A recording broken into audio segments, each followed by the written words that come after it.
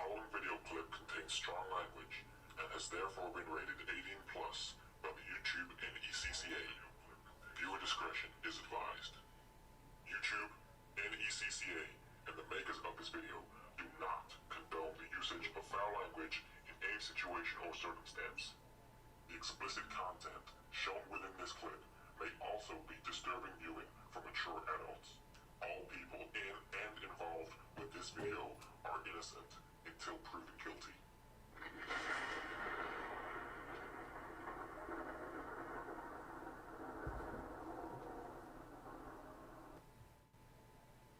Yo, what's goody, people? We back here. Late night edition, the Fix for New York podcast. I am one half of the show, your boy Cash First.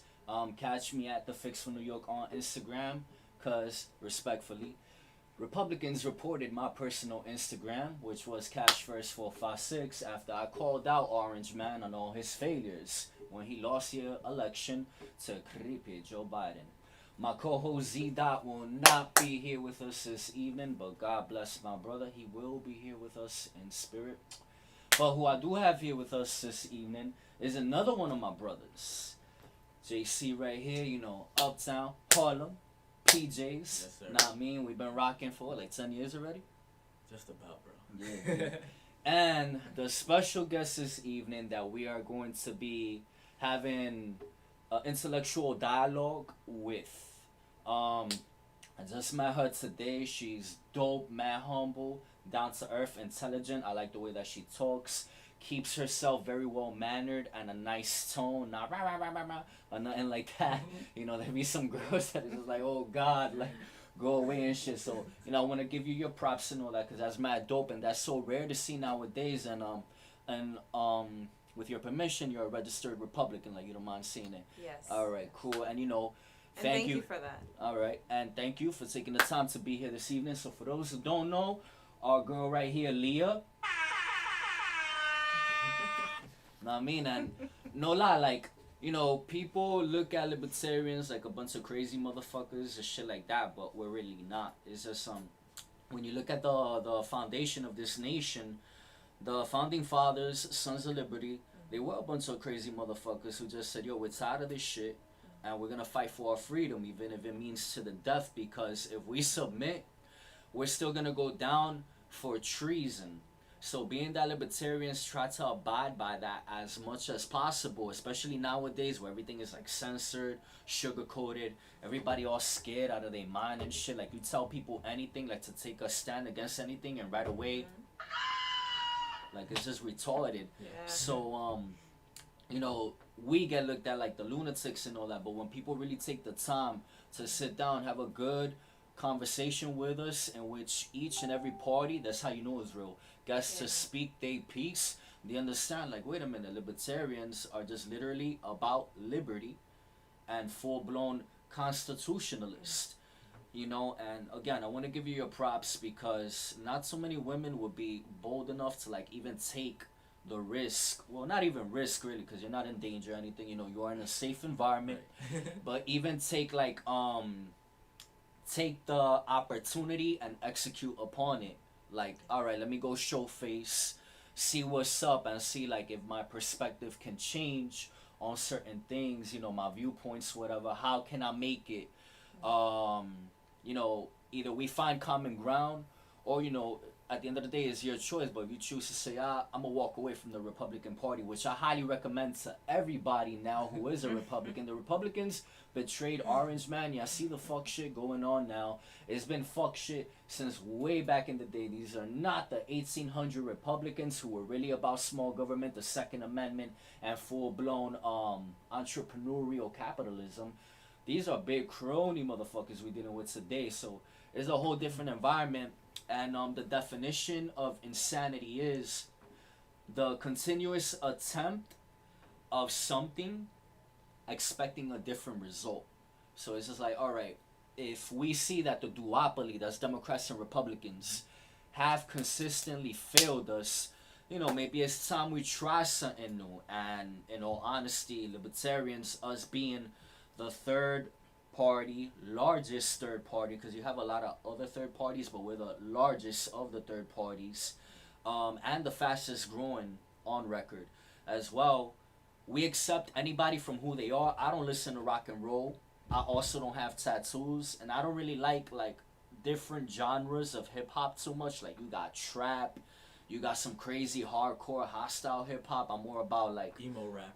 Yeah, you got emo rap and shit like that. I'm more about like, you know, Nas, Big Pun, and so forth. Not to go too into that and shit, but we accept everybody for who they are. Whether you like ice cream, don't like ice cream, you like lasagna, don't like lasagna. We welcome everybody and let them be them. We're not critics or anything. All we ask for is abide by the United States Constitution, restore the constitutional republic, and then from there, live and let be. Okay. You know what I mean? So, yeah, you know, just to break the ice and shit, like, because it's very rare in New York City to see women in particular, unless they're like, you know, the crazy left Democrats that are just out here all mad at men and shit. And anytime we turn around, like, every single one of their talking points is just a bunch of, and it's annoying, you know? So there are a few Republican girls, but it's rare that they mobilize outside of like meetings. Like, you don't really see them holding marches or anything. So like, what got like, you know, a young lady like yourself like more involved, especially, you know, New York City, the mecca of entertainment, music, sports, concerts, clubs, etc. What got you more into like, yo, let me put my foot in the door for what navigates the laws we gotta abide by? Well, first I want to say thank you for having me, and second thing I want to say is the reason that I did come here is obviously because, you know, he invited me and I wanted to say something. You know, I thought it was interesting because I'm a recent Republican. I haven't been a Republican for long. Okay. I decided to become Republican off the fact of just straight Trump. Everything that he was doing, everything he was going for, I respected it. I saw that every time he said something, he just acted on action. And not just that, I was a Democrat before that, and, you know, all of us at some point you grow up in the city. Yeah. right, You know, and, you know, our being, parents. Yeah. yeah, and being a Democrat, I just followed what everybody else was doing. You know, everybody was a Democrat. Everybody said that that's the party that's for the poor people and the middle class, and they're trying to get the rich people to pay, you know, pay Taxes. up and pay more taxes and help us and, you know, things like that. But, you know, I really started out hating Trump, to be honest with you, because I heard, Same. yeah, we you all know, did. We all did. I heard horrible things that he was, you know, he was a rapist, he was sexist, he was a racist, all types of Grabbing things. them by the pee. Yeah. That too. I'm That glad you too. said it and not me. Continue. Yeah, but you know, at the end of the day, you know, I ended up hating him, but I was working at the World Trade Center and I met this Jewish guy. Oh, okay. And he happened to be a Republican, and he was very humble. Okay. And he used to ask me questions about why I hated Trump so much. Mm-hmm.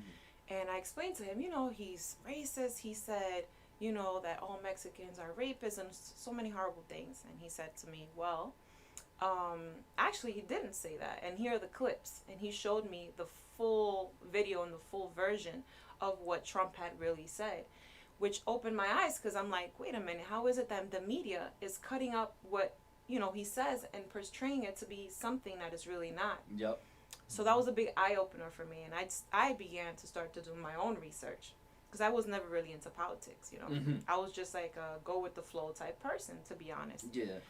And as I started to do my research more, I started to realize who Trump really was. Mm-hmm.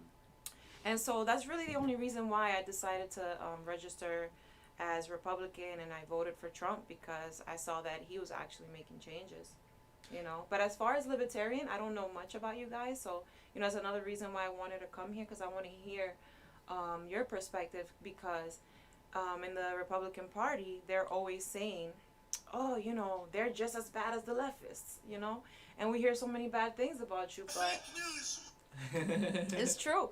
We hear a lot of bad things about you, but I like to give people opportunities to speak about it, you know, because at the end of the day, you know, freedom of speech is important. Thank and you. everybody's views are important. Yeah.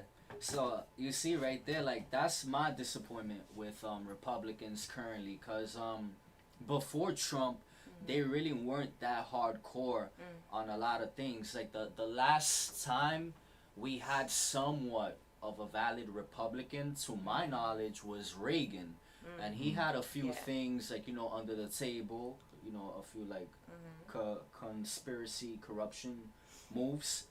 What he did that I really, really hate him for to this very day. That bastard, like, the Mudford Act. So that's an anti-Second Amendment piece of legislation that he passed.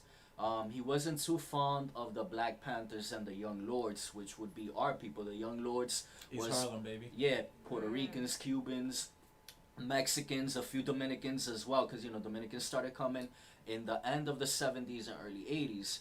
We already had a shit ton of Puerto Ricans here, a shit ton of Cubans, and a shit ton of Mexicans and shit. But it was all of us standing together. And then the Black Panthers, it was the pure blacks, because us as Caribbeans, we carry black blood as well. But the pure blacks was the Black Panthers and shit. We came together and all that.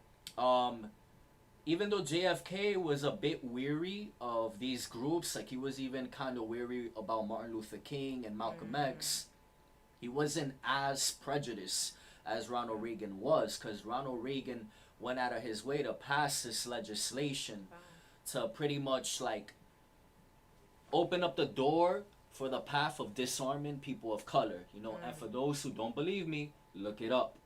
So along with that, like Republicans, we saw Bush. Oh my God, Bush was another one that just failure.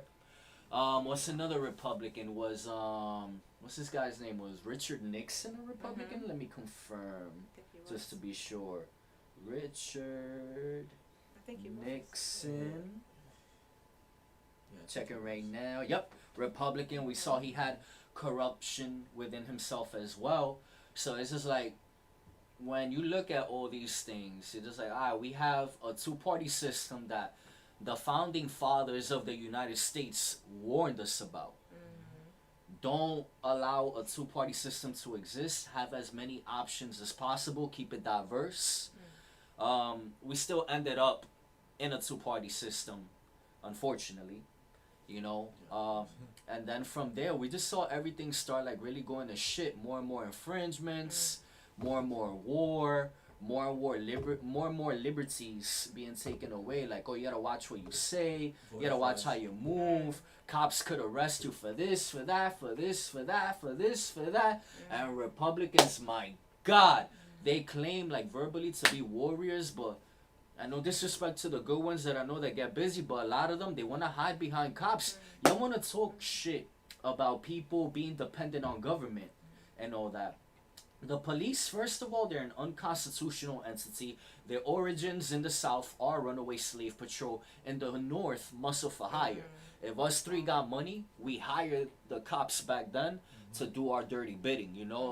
Somebody owes me money, I'ma send these cops to go extort him to get my money back. Or they could even just make shit up. They were hitmen, pretty much. And nowadays, you got the hypocrisy from Republicans. We need police, blah, blah, blah. And it's just like... How y'all claim in one sentence, be independent, self-reliant, don't be dependent on government, blah, blah, blah. And then you come like with that bullshit, like, but we need cops, First, one sentence, we warriors and we could do it ourselves. Oh, no, wait, but we need cops. What's that showing me in all reality? It is a bunch of lies. And deep inside, a lot of y'all are a bunch of cowards, Libertarians were truly about be dependent of yourself. Don't rely on nobody else. Nobody's coming to save you. But at the same time, if communities unite, how this nation started, it was always local, towns, cities, all these municipalities, pardon me, that would come together and be like, what y'all think? Should we do this? Should we do that? What's the move? And shit. There was more communication amongst the people living there. Republicans out here bootlicking like fucking Yoshi and Lickitung, put together. Bums.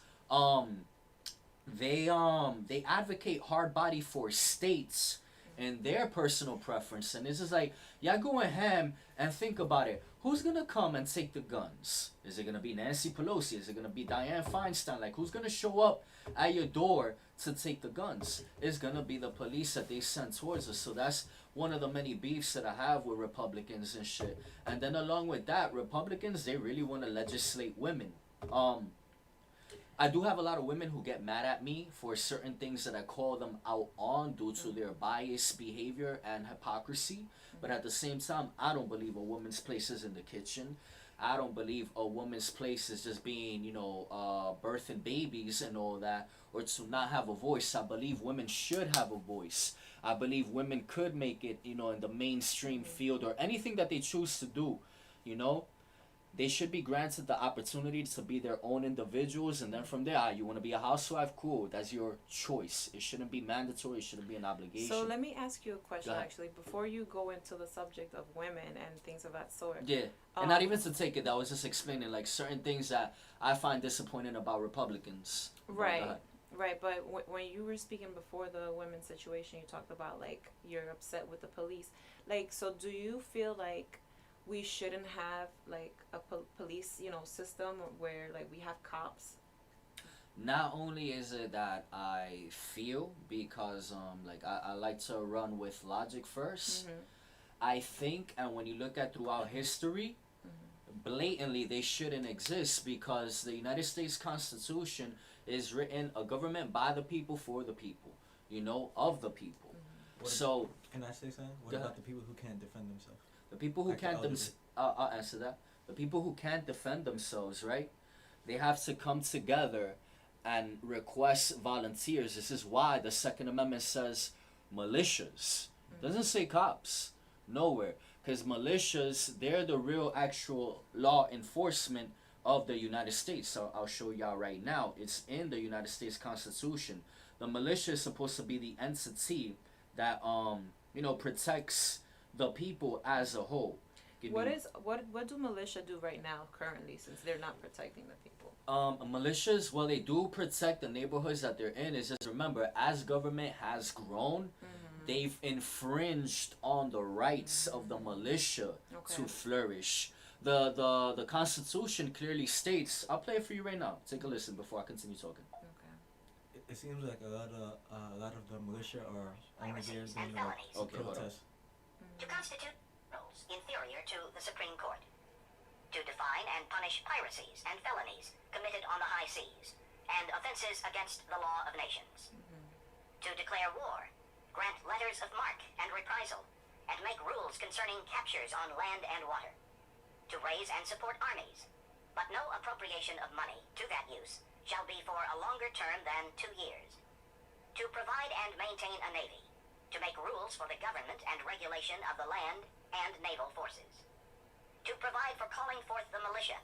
To execute the laws of the Union, suppress insurrections, and repel invasions. To provide for organizing, arming, and disciplining the militia, and for governing such part of them as may be employed in the service of the United States, reserving to the states, respectively, the appointment of the officers and the authority of training the militia according to the discipline prescribed by Congress.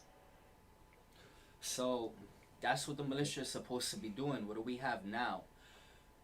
Big government takes our tax dollars and they fund the police. The police are an unconstitutional entity, with the exception of a sheriff, before anybody comes around being all anal and getting all up in their sensitive little sheriffs are to be elected by the people. Choice. If we don't want sheriffs, cool, we don't need them.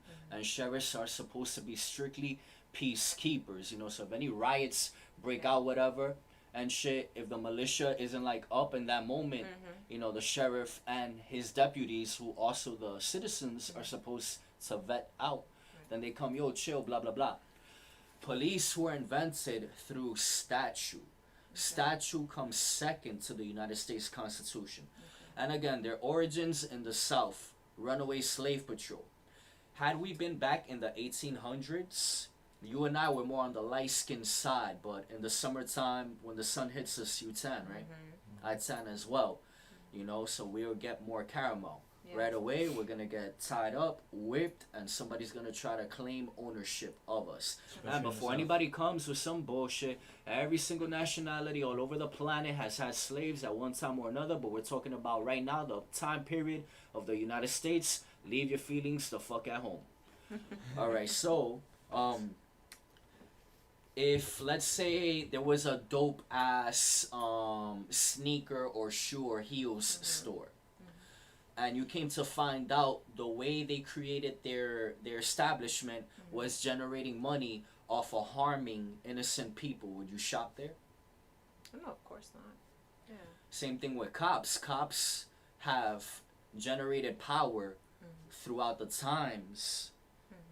And you know what, I want to say that, like, I agree with you as far as, like, there's a lot of cops that have taken their power and abused it, and there hasn't been enough, like, laws where that they should be punished equally as if any citizen were to break the law or hurt anybody. And I really feel like that should be enforced on any cop that does, you know, commit a crime or break the law. Now, being said, basically, I think that, you know, the fact of actually trying to, you know, train these cops, because a lot of them, I don't feel like they're properly trained, and I feel like if they were to be properly trained, like, we can have something like, you know, how we have sheriffs, you know, it can be similar to, you know, what the cops do. I mean, at the end of the day, I feel like the way we're living life and how, you know, we have so many people and everybody's so busy nowadays and work, and the way society is, we do need cops, you know. I can agree. So I'll answer that right now. Everybody works and all that, right? What happens if every single citizen is armed? I think we'd have a problem because there's a lot of people that shouldn't have guns. Alright, the people that shouldn't have guns. That's what we should like have. a lot of mental problems, you know, like. That's why there should be rules in place, you know, felonies, people with gun charges. But then that's violent complex, charges. right? Because if we remove the cops, what are, you know, that takes years I don't and think we need years. to remove the cops answer- because the cops do certain jobs that we can't do. We're not gonna go out there if somebody gets shot. We're not gonna sit there and stand next to the body Right, until that's somebody true who's too. gonna report the body. Who's gonna get caught? Are we gonna go into investigation and find out who shot that person? That's alright. So first, if everybody's armed, an armed society is a polite society by default. Bullies never go after people who they know have the strength to whoop their ass. So you kind of wanted like the way the Wild Wild West times was back in the days. It was even before the Wild Wild West. Okay. That's respectfully speaking. Yeah. That's an excuse that has been indoctrinated to the public in order to keep reinforcing government tyranny. Yeah, yeah. So alright, if everybody's armed, by default everybody's gonna be more aware of how they approach one another. And it raises self-responsibility and self-alertness. Right. You know, we've become very lazy as a society. Alright, now, what happens if, you know, people who shouldn't have guns get them? Yeah, like criminals. What's going on right now with criminals? They still get guns. You know, Right, but I think it's gonna be worse, right? But We what just about eliminate the people cops. who don't have Is- guns, who can't get guns, like in New York? You know what I'm saying? People like me who's like law-abiding citizens. There I you walk go. around, I can get robbed. it by creates way more of a No, I problem. get it. I Prohibition, totally get it. I'll tell you every single time that prohibition has worked in society, right now, give me a few seconds. This is every single time prohibition has worked throughout the history of mankind existence. When you prohibit anything, all you do is create an underground market for criminal activity and make people who are, you know, by default peaceful people criminals overnight. I mean, I agree with you as far as, you know, keeping guns and things like that. You know, I know a lot of people, when they think about that or they hear me say it, they're like, oh my gosh, you're crazy. But in reality, no. You know, it's just the way how they perceive it because of the way it's been presented to them by the news and other outlets. Yeah, everybody should defend themselves, and people that are, you know, mentally right, properly trained, should own guns if they want to. Yeah, so the thing with the mental health issue, that gives power back to big government. Government they'll come and say, "Oh, you had a bad day, Leah, and we heard you." Hypothetically speaking, we do not know this female. I'm throwing out a random name again. So please, if you're gonna be all up in your feelings, get the fuck out of here. First Amendment, no feelings, pure logic and facts, bitch. All right. Let's say you're talking, hypothetically speaking, again, with Jessica. Yo, Jessica, I was so stressed at work today, and I felt like either killing myself or pulling my hair out or blah blah blah. They could just come and say, mental health, unstable, take her firearms away. Right, that's true. So that empowers big government. All right. Yeah. Now, along with that, what you said earlier, oh, nobody's going to want to conduct the investigation if somebody innocent was injured or hurt or killed, right? Again, you take those funds back from police. We don't know who these cops are. Do you know every single cop at like the 29th, 28th, 32nd, 31st precinct? No? Of course not. Okay. The militia, by constitution, they write their names on a list and they present themselves to their designated areas. Hey, we're the peacekeepers here. You know, if anything, come and talk to us, you know, and anybody could come and get into the militia.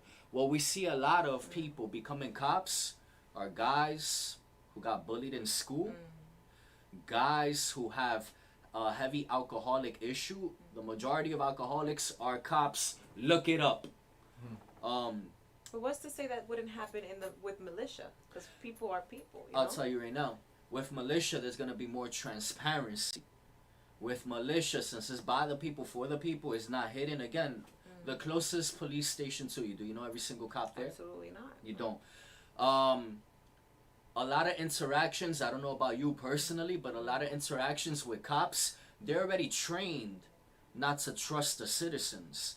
The United States Constitution, again, is by the people for the people, and it keeps reinforcing trust each other, talk to each other, be transparent with each other, remain united, the United States. How can people be united if there's no transparency? You know? The cops, they run off of a full-blown mentality of don't trust these people, and what can we do to arrest them? Enforcing unconstitutional statute. So let's take a good look at the review. Number 1, their origins. In the North, extortion. In the South, runaway slave patrol. They work together. The extortionists of the North, yo, look, we found, you know, fulano de tal, such and such in Spanish. We'll send them back down to ya. Right. Look it up for all you bootlickers out there. So that's 1. 2, all right. The crimes that they continuously have gotten away with. Look how many innocent people that they have killed that shouldn't have been killed. Yeah. You know how many times we face danger on the daily and we're not walking around shitting our pants. You know how many times I personally, this is me. If you had good experiences with cops, cool, but let's be realistic. The Constitution is the supreme law of the land, and look at their origins. If you wouldn't shop at an establishment that had a horrible origin, you shouldn't be supporting police. That's hypocritical. You're full of shit. Boycott. Exactly. Boycott. All right. So, when we look at all the crimes they have gotten away with, you know, brutal murder, my personal experiences, I've gone up to cops, hey, I need directions, and they're just giving me attitude. So why the fuck are my tax dollars going to you when my tax dollars should really go to me? Because I would love to be a militia member, you know? I would patrol at night. You know, you use those funds, and then again, restoring community. Your local township, municipality, city, certain sections of the city, Harlem Militia, Lower East Side Militia, Washington Heights Militia, Dykeman Militia, Lower West Side Militia, you know? When you have the transparency and the unity there, depending on the satisfaction of the people with the militia, more funds are going to go to the militia. We don't get to say we're cops right now. And then on top of that, when we seen the call for the end of just qualified immunity, which is a blanket law that protects them from all types of accountability, what they did, they got pissed. They gave rebuttal. A lot of these people, and I'm not saying all cops, there are good ones, but what happens to the good ones? They get outed, they get betrayed, and I swear to God, I'll put this on record. God strike me dead if I'm lying. Plenty of good cops that I know, and y'all know who the fuck y'all are, and I'll gladly have y'all up here anytime that y'all want, have told me how cops betray each other behind the scenes, how they try to mac to each other's women and all that. Yo, that's my brother. All of my boys, I don't look at their women in no other way, shape, or form besides, hey, how you doing? Nice to meet you. I know you're choosing to be the counterpart in current moment in time of my brother. Respect. These guys, oh, thin blue line, blah, blah, blah, is a unity, is a brotherhood. They go around fucking each other's bitches. They go around gossiping behind each other's backs. They go around setting people up. They go around looking for constant reasons to put people in prison. And that's who we're going to trust with our tax dollars. That's who we're going to trust to protect us with the firearms that they don't want us to have, which is rightfully engraved in the Constitution that belongs to us. And it says right here, shall not be infringed, shall not be restricted, deprived, withheld, or fucked with, period. And these are the people that we're going to trust. Nah, enough is enough already. My opinion, can I budge and be content with police reform? Yeah. But they don't even want reform. They don't want to end to qualified immunity. They gave rebuttal to body cameras. They give rebuttal to having to be transparent about what's going on. I have a friend who's a medical worker, right? And I swear to God again that he told me this. God strike me dead if I'm lying. Where's the lightning? Nowhere. Him being a paramedic, a medic, you know, the guy who would show up in the ambulance, plenty of times he told me, yo, these cops beat the shit out of such and such just because of a misunderstanding. And they told me to change the report to he slipped, he fell, or he incited the violence. Now with the advancement of technology that we're recording these cops, they get mad when you record them. Oh yeah. And they try to confiscate your device. Oh, that's evidence. Says these people You do can't not record trust me. You us. can't record me. But It's against the you know law. what I wanted to say? Like, your feelings are completely valid, right? Because even I've experienced situations where, or even seen situations. And with pardon cops. me real quick, just add to that, is beyond feelings, is facts on events that have occurred. Oh yes, of course, yes, Yeah, yeah, yeah. you're right. But I'm saying, you know, a lot of times when people, you know, they feel like this thing with the cops where they cannot be trusted, is because they've seen things that cause them to not want to trust them, and that's totally valid. But you know, I want to say, like, in anything here in life, there's gonna be good and bad. Like, you're gonna have good doctors and bad doctors. You're gonna have good cops and bad cops. You're gonna have like so it's like, it's kind of hard to say like, oh, you know, I don't trust cops, but at the same time, we're dealing with humans, whether they're gonna be militia or police officers. And it's not to say that if we were to turn into militia that they were all going to be good, because that's not possible. We're going to bump into some people that are going to have bad intentions, and they may be somebody that you know and that are great, and you know, you can vouch for them, and then all of a sudden they start killing innocent people. You know, so I feel like it really starts, like, with the cops, it really starts with how they're being trained and them being held accountable for every action. You know, and I feel like if the government were to really fund more training, it would be better, you know. Right now, currently, police get a shit ton of funding as is. It turns out when they were rhetorically speaking, defund the police, they weren't even defunded. But what did we see? We saw a cry from the citizens, again, a government by the people, of the people, for the people, and qualified immunity. What you just mentioned right now, you're going to have good and bad and held accountable. Tell me, when did cops come en masse and advocate for the end of qualified immunity? I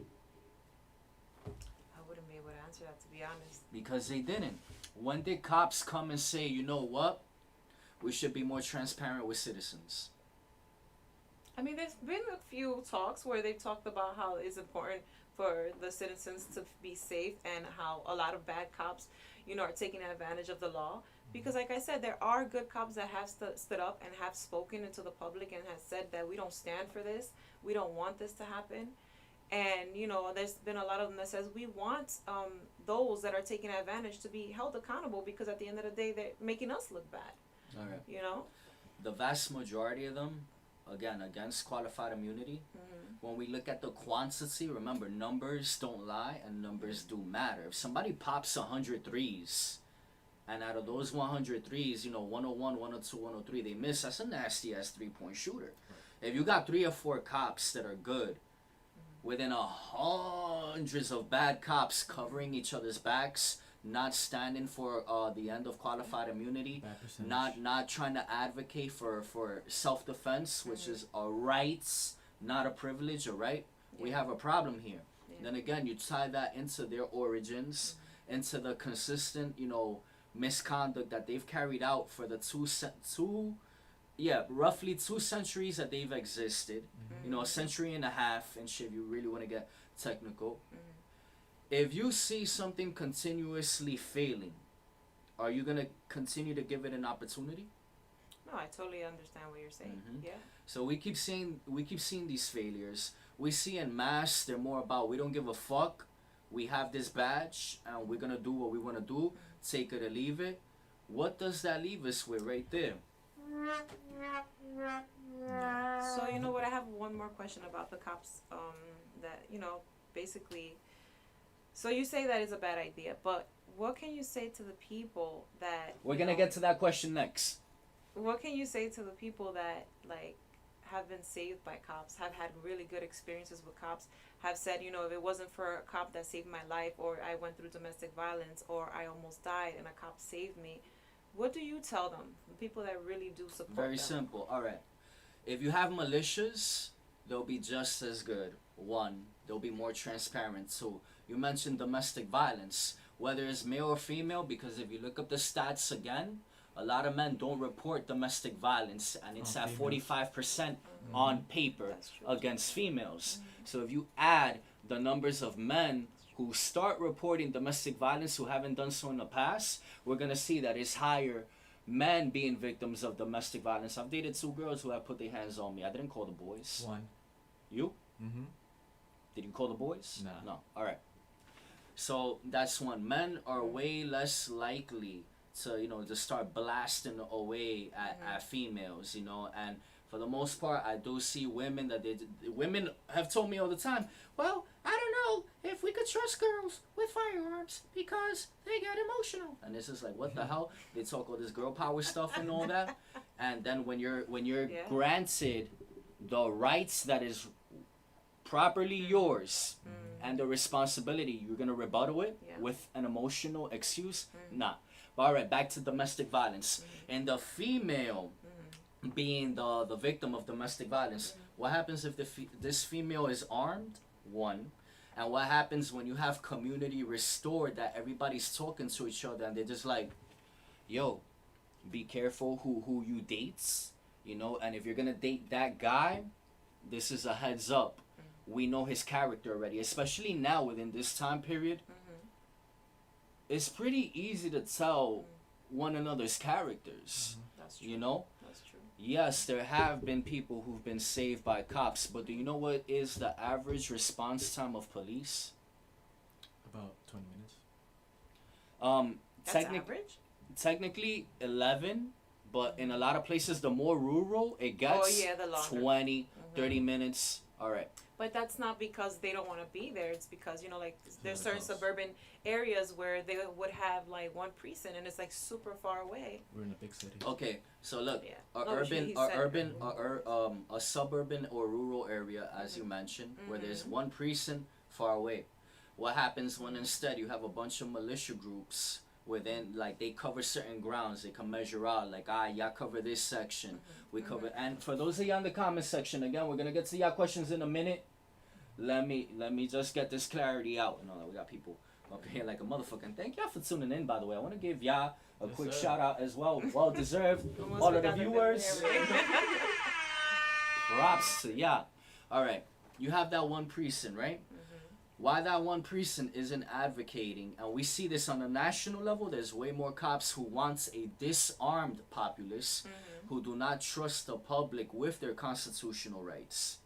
In contrast to the pro-Constitution, pro-Second Amendment cops, look how small the Oath Keeper groups are per state. Do you know about the Oath Keeper groups? No. These are either retired or current cops who have to join these groups very quietly because they get looked at in a shameful manner from current active cops. Wow. How do we trust these people? Yeah. So put that together. So do you think it's the people or the system? Both. Okay. Because people choose to become cops. People also enable the system. Now, once people are cops and they abide by the system rather than the United States Constitution, we have a problem. If George Washington came here today, he'd be slapping the shit out of all of us. I warned y'all. I warned y'all. Do you know who the Redcoats were? Yes. The Redcoats were the cops back then. They were night watch. They were law enforcement. Until George and the boys said, nah, fuck this. We want the people of this land that we're on right now to be free. We don't want no Redcoats here. Right. The supreme law enforcement of the land is going to be the people, you know? When you have more community, you could be like, I wanna be part of the militia. Everybody's cool with that. Everybody votes, cool. You be part of the militia. Here's your shift. And then, we can have rotations, all of that. But the most important thing is transparency and communication. We don't know who these cops are. These cops continue to rebuttal us. But also, we respect the good experiences people have had with the quote-unquote good cops. But remember, those good cops, they get targeted. A lot of them, they carry a guilty conscience for the things they got to cover up for. They commit suicide or they leave. I know a guy who was a good cop who I'm going to keep anonymous until the day he decides to be here in the seat. He stopped being a cop after 2 years and opened up his own laundromat. He was like, yo, I couldn't take this shit no more, what I'm seeing behind the scenes. When quantity of bad overrides by a lopsided margin the quantity of good, do we have a problem? Of course. Of course. And that's the current states that we're in within the United States and all over the planet as well. Because we see the tyranny being enforced. You don't see cops come together en masse to restore the Second Amendment and qualified immunity. We want body cameras and we want to be able to communicate with the citizens. Right. You don't. So we can't trust them no more, you know? But you also have to realize too, like, cops at the end of the day, like, they're humans and we do have good cops and they've had experienced things where they're trying to do their jobs, but now we have a society where they've been pretty much told cops are bad, cops are evil, and so every time a cop tells them, hey, you were speeding or you were doing something, oh, I don't have to listen to you, you're nobody, I'm gonna drive off, I'm gonna do this. So we have people that don't want to abide by the law, and then they abuse it, and then when it comes out for everybody to see, they say, oh, the cop was bad, but then when you see the full story, in reality, it was the citizen that wasn't, really acquiring what he had to do. So I'll answer that right now. All right. In a lot of nations all over this planet, there aren't speed limits. No victim, no crime. Yeah. Now, what happens if you do conduct a car crash? You get in trouble.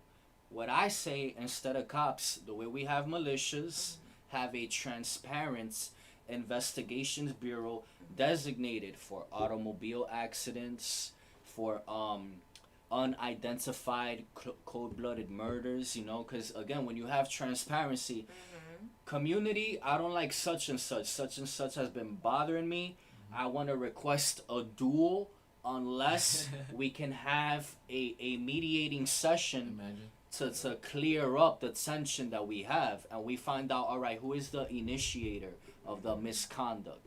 You know what speeding laws do right now? They extort the citizens to generate revenue for the state. Yes, sir. That's all they do. And I swear to God, again, God strike me dead if I'm lying, I've had a cop tell me as well that they've been pushed to the limit at times when they gotta generate revenue for the state to go out of their way to keep their job. Yeah, and to keep their job as well. These guys get, and women as well, they get forced. Enforce speed limit laws. You're supposed to be out here protecting, but y'all posted in the cut trying to catch people speeding, and then there's a girl or a guy who's gonna have their life taken away a few blocks away. You're protecting or generating revenue for the state, And police, the entity of police, it creates a nation of cowards. This nation was created on warrior spirit. We have a bitch-made society nowadays, And shout out Maj Touré, God bless Maj Touré, Black Guns Matter. He said it himself. Being a bitch is un-American, because this nation was built on rebellion for liberty of all citizens. Before we continue, let me get to these comments real quick. All right. Number one, let's see.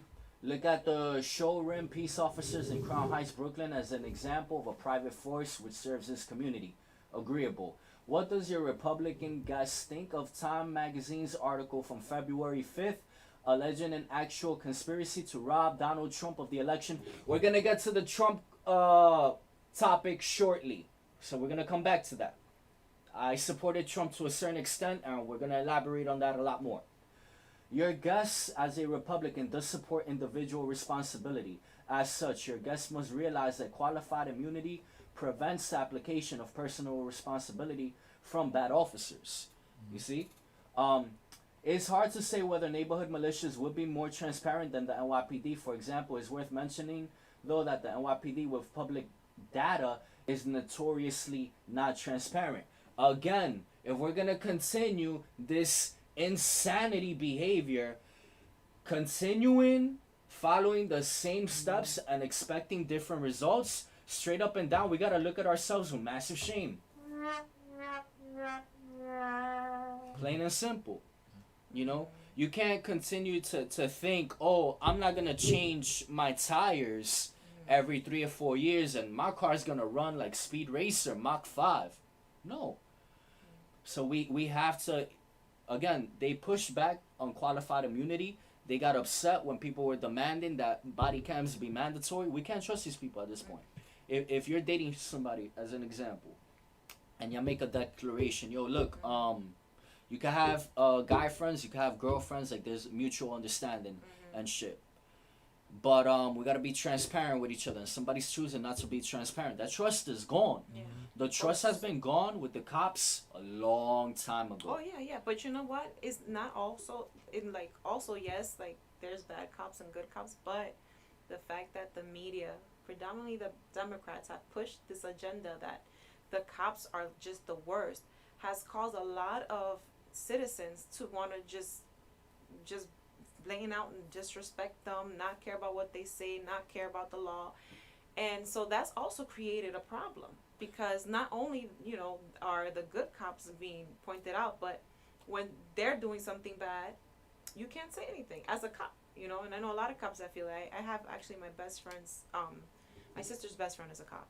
And so she goes through things like this all the time. Like, she feels like she's always have to fight for her life, because at the end of the day, she doesn't know who she's going to come across and who's going to want to follow the rules. Because nowadays, it's okay not to follow the rules. It's okay to disrespect the cops. It's okay to riot and do all these things.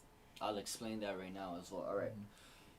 The cops have given the alley-oop for this, response to occur. They've gone out of their way. Again, the origins. Along with that, their misconduct throughout the years. Cops have been a way bigger enemy to the public United States citizens than they have been an asset. When our people first started coming here, my father is 84 right now. When he first came here, the cops used to beat up Puerto Ricans for talking Spanish. We're going to continue supporting them. Right now, look at all the other Hispanic races that are here in mass. Imagine if they came back then in those numbers, because a lot of people seem to forget Puerto Ricans went out of their way to open the doors for all other fellow Hispanics in the United States. And y'all talk shit about us instead of thanking us, That's fucked up, malagradecidos. They used to beat, and you could look at the movie West Side Story. Look at how the cops approached the white gangs, and look at how the cops approached the Puerto Rican gangs. Full-blown prejudice. If somebody steals from your house or disrespects you, time after time after time after, where do you draw the line at? When I beat their ass. On top of that, when have cops advocated for the full-blown Bill of Rights to be fully embraced at the constitutional republic's level, which is the foundation of this nation? I'll wait. Never seen it. Never seen it, right? What about you, Leah? Have you seen it? No. So what do we get out of that?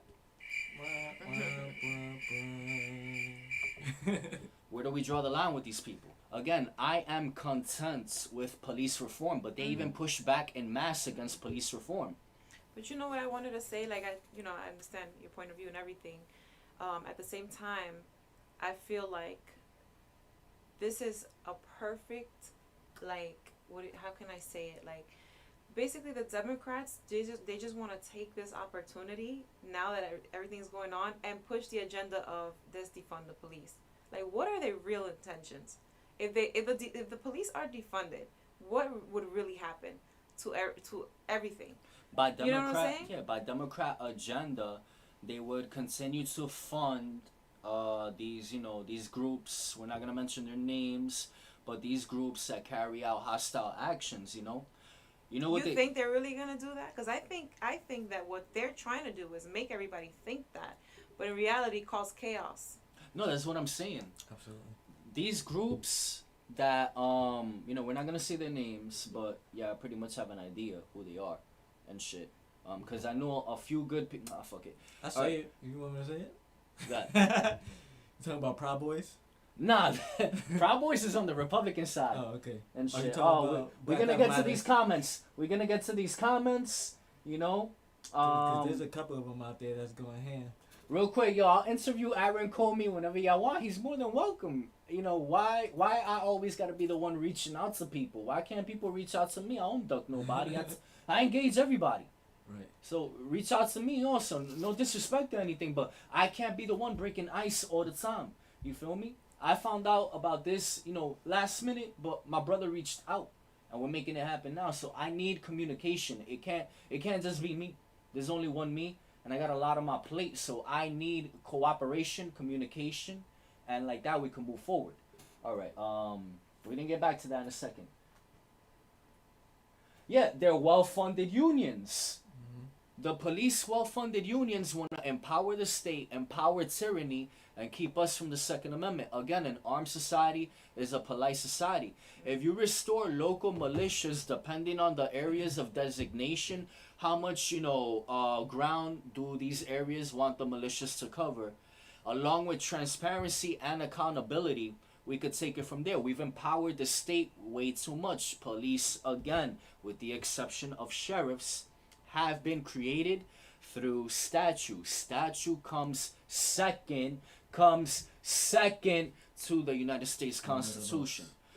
Along with that, when we seen these sheriffs, look at Virginia, for example, the sheriffs who went out and supported the Second Amendment rally, they've been targeted by their own cops. And the rumor that they're not going to be getting raises and they're going to be put on a watch. So sheriffs are being betrayed by police and they're pretty much allegedly the same thing. Really?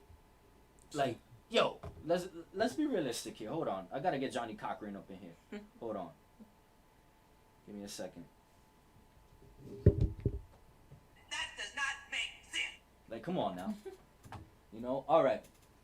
Come on, Cash. If you see some of the guys driving in the Bronx, Queens Expressway like they playing Grand Theft Auto, you'd want some enforcement on speed limits. No, I would not. But before that, negative, I wouldn't. Until they crash somebody. Again, why does it work in other nations, but here we continue to be dependent on the state, on tyranny, and deep inside of our souls be a bunch of little bitches. Warrior up, B. Say it with your chest, B. I ain't gonna lie, I drive like that sometimes. So. Yeah, but I never hit nobody, all right, never, no victim, no crime. Plain as Right. how I don't know you have an emergency. Yo, JC, your house is on fire. Get over here quick. I gotta break the fuck out. Right. Now a cop stops you. Your house is on fire. Now your license is in danger. Your life is in danger. And you lost your house. And you lost your crib because a cop chose to come pull you over. And he's gonna let you have it. Nah, B, get out of here with that. Don't be, that Asby. If you're gonna be out here like supporting cops, be honest. Are y'all that much of warriors? Respectfully speaking, but be honest, because this nation was built on empowering the citizens, not empowering the state, and especially not empowering unconstitutional entities with racist, tyrannical origins that to this day still conduct misconduct against the citizens who make this nation thrive and prosper. Your Republican guest, Leah, must recognize the absurdity of Democrats demonizing cops during the BLM riots. Okay, he said it. Only to defy the Capital District Police as on January 6th. Look at all this stuff that's currently going on. It's worth mentioning that the NYPD has hundreds of cameras throughout NYC on the theory that it's all public, yet private citizens rarely get the footage if they need it for their litigation reasons. I'll give you a story right now. I had this girl, well, she was never my girl. I'm saying I know her. She dated a guy who started beating the shit out of her. What did the cops do? Nothing. You know, they came, they wrote a report, and that's it. To this day, that man walks free. Now, I'm not saying that's the instance all the time, but had it been malicious constitution with community transparency and people knowing who one another is, look at the movie The Patriot. Everybody knew each other. What happened? When the redcoats will come around, those who didn't get involved with the Continental Army or the militia, they still kept their mouths quiet. We don't know who's in the militia, redcoats. Hey, we minded our own business. There was more unity. Cops have made us divide. If you see something, say something. All right, but why when we see y'all do something, y'all want to confiscate our devices, which we saw y'all conduct misconduct on. Y'all want to alternate evidence. You know, y'all want to flip the script. Y'all have your agendas. I'm sorry. And again, where do we draw the line in the sand at? Are we a constitutional republic or are we a nation of tyranny? Which one are we? You know? Alright, I think I got all the questions right now. You know? And again, a cowardly society. Look right now. Everybody, you could record yourself walking down a dark alley. The other day, I had, like, cops, like, tailgating me, you know, and I'm just like, yo, I'm gonna put this on record right here. I went live. I was like, yo, these cops is tailgating me. I'm doing the speed limit. They up my ass, so I want to record this as evidence in case they try to pull some shit. And I have a video here as well, but, you know, we'll save time with that. But if you want to view it upon request, and I'm gonna post it on my Instagram, at The Fix from New York, by the way, where this guy said, he got rear-ended by a cop, and the cop was like, yo, like, why did blame him, right? Yeah, exactly. He was like, yo, yo, don't you dare try to blame me. You hit me from the back and all that. So we as a society have gotten very weak. You know, older generations were a lot stronger, a lot less dependent on big government, and a lot more dependent of self. And look where we are today. Everybody's just where do we draw the line now? Where do we restore the empowerment? That's the new age shit. You know, that new age shit, government dependency. They call out people for being on welfare, Section 8, but then you want to be out here supporting cops instead of, you know, supporting the United States Constitution. Again, if George Washington, John Adams, Samuel Adams, Benjamin Franklin, you know, all of them, Thomas Paine, if the whole gang came through, yo, their hands would be sore from slapping all of what the fuck did y'all let happen to this nation that we set up for y'all? You know? They came and they put a perfectly constructed lasagna on the table, and we just came and river danced all over this shit. So actually, I have another question. All right. But Now before I- you get to that question, respectfully, again, it says, you know, like, when I see people like, and not you, but, you know, people in the comment section and people that I just get reminded of and just knowing all this stuff, like, can you see now more of why, like, I have my perspective? Oh yeah, I totally understand your You know? perspective. I mean, even though we may have disagreements, but I understand why you would say those things.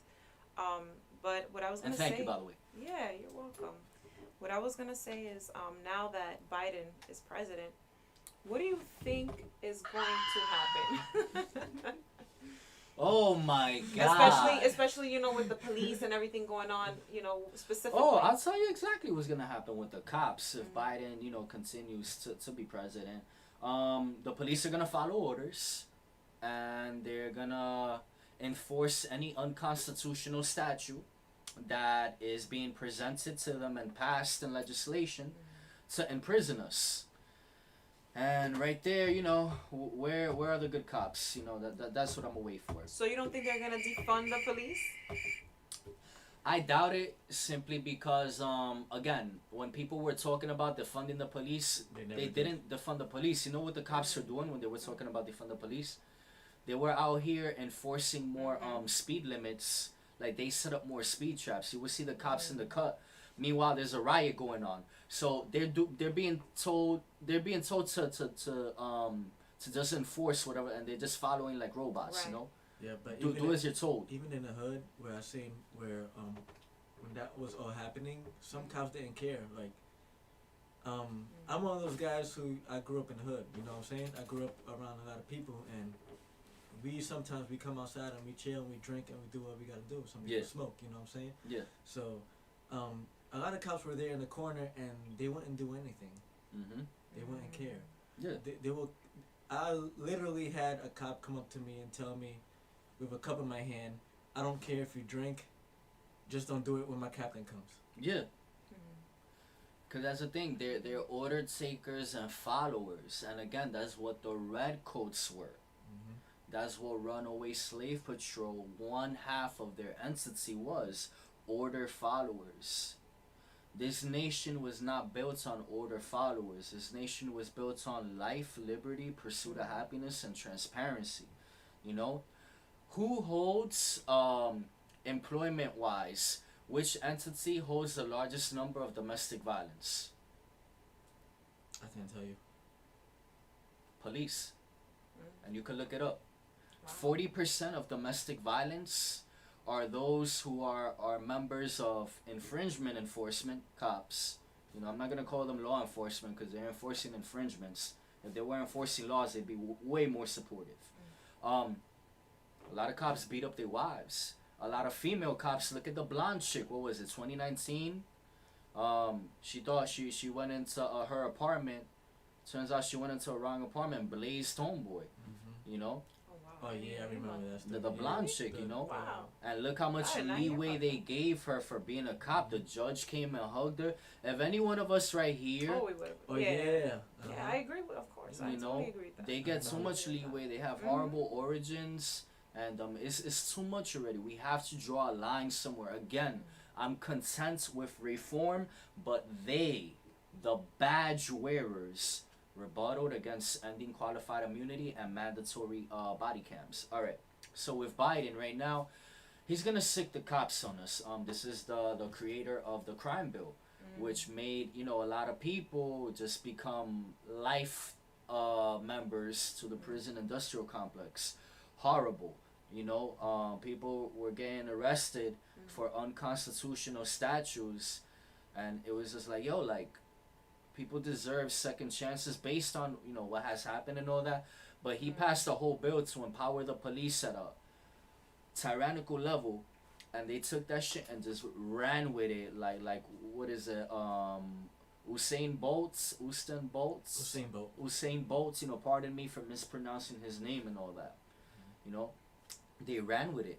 Part of the blame goes to those who create the legislation, but the other part of the blame goes to those who executes the legislation. Within the United States Constitution, it says resist any unconstitutional laws. And also police, they have the option of discretion, and they have the option to refuse enforcement of unconstitutional laws. We don't see them doing that. Along with Biden, we're gonna see the economy go to shit. Now we see them, they're trying to raise mask mandates to wearing 2 or 3 masks. Which is ridiculous. Doesn't make I no can sense. barely breathe for one. That doesn't make any sense at all. If the virus not airborne, why wear 2, 3 Supposedly masks? it's airborne. Yeah, allegedly. No, actually the CDC, they had to remove it from their site. Oh, Because okay. yeah, because they said that it was airborne, and then when it was proven that it wasn't, they removed it without even giving anybody a warning as to saying, oh, this was a mistake on our behalf. So that's why a lot of people don't know that. Oh, that's interesting. Thank you. You just educated me on that as well. Because, like, again, there's a lot of ground to cover. My place of employment, I get customers who call me. Then on top of that, with this podcast, I have people who call me, constantly networking and trying to build in any way, shape, or form. So you're going to miss a thing or two, It's just like any sports team or any construction job, anything. That's why you have these teams that come together, cover each other's backs. If somebody missed something, cover their ground. In the military, same thing, cover each other's grounds, So yeah, you just educated me on that. Thank you, Leah. Yeah. Appreciate that a lot. And you see, that's crazy. And in Florida, ironically, they were pushing cops to enforce mask mandates. Florida is currently a red state. So even it being a red state, being Republican, you still had cops going against like the governor, because the governor was saying like, you know, chill, Ron DeSantis, Right. but they were still going out of their way. Mm-hmm. We look at what happened with oh, I'm gonna take it here. But it's out. It's public knowledge already. I'll break the ice with this. We look at Sidney Powell, who's one of the lawyers for Michael Flynn. She said, you know, the NYPD that confiscated former Congressman Anthony Weiner's laptop, Congressman of New York's from New York, Anthony Weiner from Manhattan. What a winner. Those cops, they confiscated the laptop due to the underage sexting and all that, which ties into the Hillary Clinton emails and all that. Yeah. The original cops who, you know, they reviewed all the content within that laptop have had to go into hiding, and allegedly, based on the information that has been put out, 9 or 10 of the original 12 are now dead. Where are these, you know, Blue Line family members in mass uniting, demanding the truth about that? Too much corruption. A lot of corruption. Too much And a lot of corruption. cover up. You know, Yeah. so we gotta draw that line there. With the Biden administration right now, if because Trump's like impeachment trial is coming up, if we don't see He's not even president anymore. Yeah, which makes no sense. They're just really trying to hurt this guy. yeah, if we don't see some type of comeback from Trump and, you know, the quote unquote patriots, we're gonna go to heavy Marxism and 1984 pretty much. Are y'all familiar with 1984? Not much. So it was a book written by George Orwell in which government has the final say above the people rather than people dictating how the government is going to function. Big Brother surveillance, the mark of the beast, etc. New We see World right, Order. yeah, New World Order. We're seeing a push now for mandatory vaccinations, you know, which goes against liberty, doing that. freedom of Yeah, choice. Absolutely, I You agree. know, that's very concerning, and how we don't have, you know, a valid vaccination for other illnesses. But you're gonna tell me that illness that just came out a year and change ago Already have a vaccine. already for has it. a vaccine, and we're But all AIDS good, and, like, and all that don't have a vaccine. yeah, how dumb do they think we are? Yeah, that's They So- probably do already have Very it, but they valid don't want point. to release it. Yeah. So that's what we're seeing occur now, you know. And I did get passionate a few minutes ago. It's just I get bothered, not by you in particular, because you made valid points which I responded to, but I get bothered by my memories of massive Republicans not holding the accountability to cops and giving them that leeway. Oh, you know, just doing their job. But then when the cops come and trample all over their rights, look what happened in Staten Island. Who shut down that place of business? The cops. Look in New Jersey, who shut down that gym? The cops.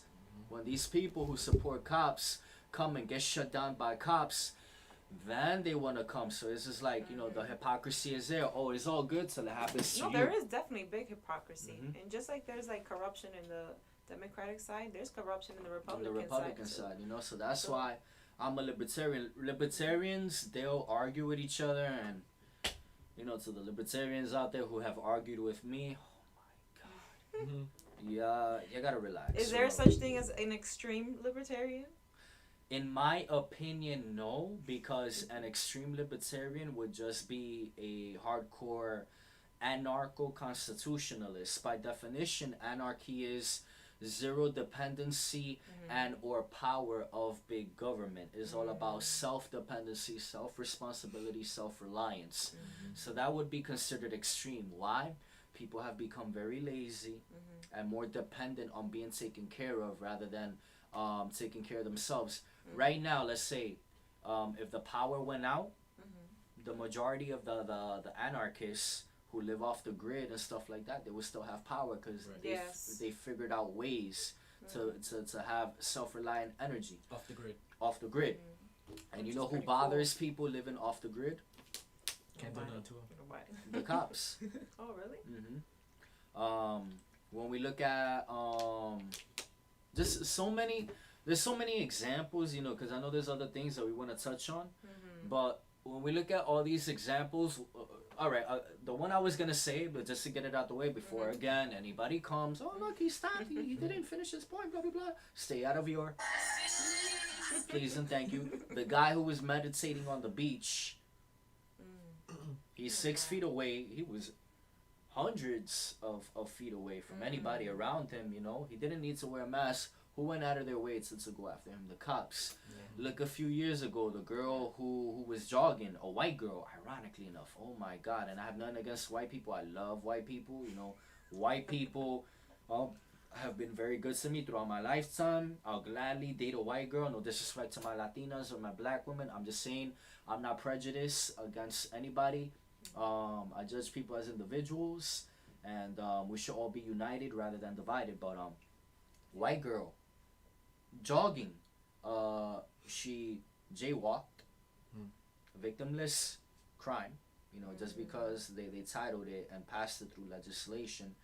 She was jogging and she jogged through the middle of the street working out. Who came after her in Texas, a red state, a Republican state? The cops. And the cops ended up slamming her. Look what happened, I think it was upstate New York recently. You had a mentally ill child. So 911, which covers medical, firefighter, and infringement enforcement. Pepper sprayed her. They came and pepper sprayed her. It shouldn't have been cops responding to that call. It should have been psychologists and social workers to come and try to, hey, you know, what's going on? Calm down, communicate with us. Not we need to train more. Or they should have had at least, on, you know, them come with the officers in the event that if something crazy happened, the officers are there. But you know, They need more training instead of like. But go ahead. I'm sorry, I interrupted. No, you they just need more training to deal with mentally ill people, because you see that a lot in the news where they get shot. You know. I could. And they don't know what's going on with that oh, person. you mean the that government? Is, yeah, for sure. You know, yeah, I could agree with that heavily. But the thing is, again, where's the body, the coalition, the entity in mass numbers making the push for that? We don't see that. Yeah. Look at the feminists, for example. When these bitches want to get gang, Times Square is mobbed out with feminists, you know? Which I don't agree, like, at all. Like, when it comes to the feminism thing, I think it's really extreme. It's really crazy. I just don't agree. A lot of women are probably gonna look at me like, "What?" But I mean, I'm sorry. That's just my point of view. I don't agree with that. So you feel me? Like we're when we see actions that, you know, actions speak louder than words. When we see the actions showing us where they stand at, it's just like, all right, you gotta judge people by their actions. If I say I'm gonna make a lasagna, I'm gonna make a lasagna. You love lasagna, don't you? I do love lasagna, but I also use it as an example as well. Yeah. If I go a year, Leah, I'm gonna make you and JC a lasagna. A year passes, I haven't made I would it. love a lasagna right now. 2 years pass, I haven't I made had it. lasagna today too. 3 years pass, I haven't made it. What is speaking louder, my words of saying I'm gonna make a lasagna, Your or my actions, of course. Mhm. Yeah. So we don't really see that from cops nowadays. And the few good cops, shout out NYPD 12. You know about NYPD 12? No. So NYPD 12 was a group that came together under the time period of Obama's presidency that started saying, yo, and it was all minority cops, I think 2 or 3 white cops, but mostly minority, black, Spanish cops, and a few white, a few Asian as well. Because let's be realistic, like Asians, like respect to my Asians, much love to our Asians, but realistically speaking, I don't face the prejudice that Hispanics and blacks face. Let's be real right now. You know, with the exception of the Watts riots and all that and shit, they don't face like the prejudice that we face and all that. All right.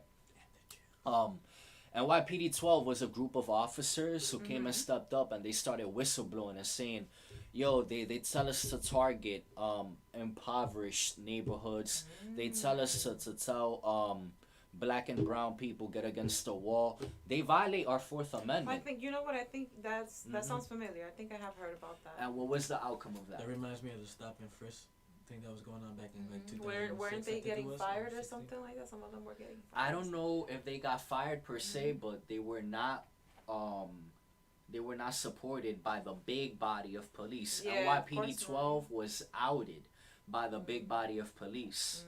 So again, like, we can't support this tyranny, and that's why I'm not a Republican. I interviewed this female the other day whose T-shirts she was shouting out, Rhonda Mary, yo, Rhonda, you the bomb. God bless. Good shirts. Yo, and exactly, dope shirts. You know, we need you in the public eye a lot more. She said it herself. She's not a Republican because they're way too status, and their status in a hypocritical manner. You're gonna call people out for having Section 8 and welfare, and let's be realistic. Some people do need programs of assistance, which me as a libertarian, I believe it should be voluntary. But till we get to that moment in time, let's work with what we have right now to help people get back on their feet. Right. Where I draw the line at is you shouldn't be 2, 3, 4 generations deep in Section 8. You should be dependent. They do have programs for those people, but some people don't take the chance to actually go out and do it. Yeah. So that's my problem with people. And another thing, you know, the Section 8 situation is, you know, the city rents are very expensive. So a lot of times people that do have Section 8, it's helping them pay the rent because they're not getting paid what they should be getting paid to pay this rent. That's also true. So look how that ties into the statism of Republicans. Republicans are anti-Section Amendment, Section 8. Well, they are anti-Second Amendment too. Also, you know, look who they had running for governor against Libertarian candidate Larry Sharp, the Republican Mark Molinaro, who shitted on Trump and was pro red flag laws and all that. Republicans will call out people for being you know, seekers of public assistance, you know, state funded programs and all that. But then they're gonna be dependent of the state when it comes to the police rather than taking self-ownership. That's hypocritical within itself. That's one of the reasons I'm not a Republican. Another reason I'm not a Republican, we saw their behavior with Trump. Trump was doing a lot of patriotic stuff, you know. He was saying, you know, exercise your First Amendment. I support the Second Amendment. If you do bring a Second Amendment bill to my desk, I'll sign it. No pro Second Amendment bills were brought to his desk, but they all advocated for the banning of bump stocks, and Trump executed on that. What is that? Bump stocks are an attachment piece to the back of a rifle that equates the function of a full auto. When the United States first began, legislatively, it was written that citizens are allowed to have equal weaponry as the military. The one where you put right here, like the bump stocks, like. Show me real quick, because all right, I'm a little confused. So a bump stock, you know, I don't want to get on camera showing this yet, for legislative reasons. A bump stock will be this piece right here. Like, this is a stock, right? Yeah, I know that's the stock. So the bump stock right here would move in a certain way that you just hold the trigger and it just keeps going like bam, bam, bam, bam, bam, bam, rather than semi-auto that you gotta keep pulling the trigger. With the, okay. So he went against that. That was the only pretty much the final legal line of defense against tyranny to put us on a level playing field if either the police or military turn their back on citizens. Because the same way how y'all mentioned earlier, you can't trust people. What are and I'm pro military I fucks with, and you seen the piece that I played that reinforced the militia.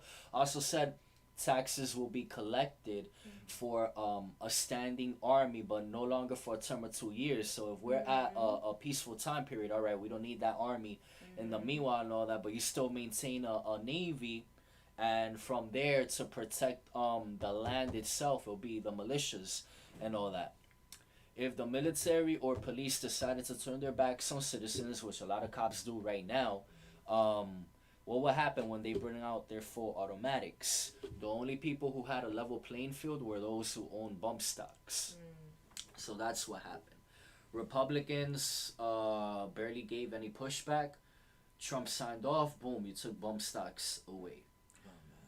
Right now, we have a bill, I think is HRC 127. I don't remember exactly. So again, people, please stay out of your. But overall, it is a bill that's being brought about to pretty much destroy the Second Amendment. Long story short, dig into it because we got a few more things to cover tonight before we wrap up. So we're not seeing Republicans push back on that either, you know. So that's another reason I'm not a Republican.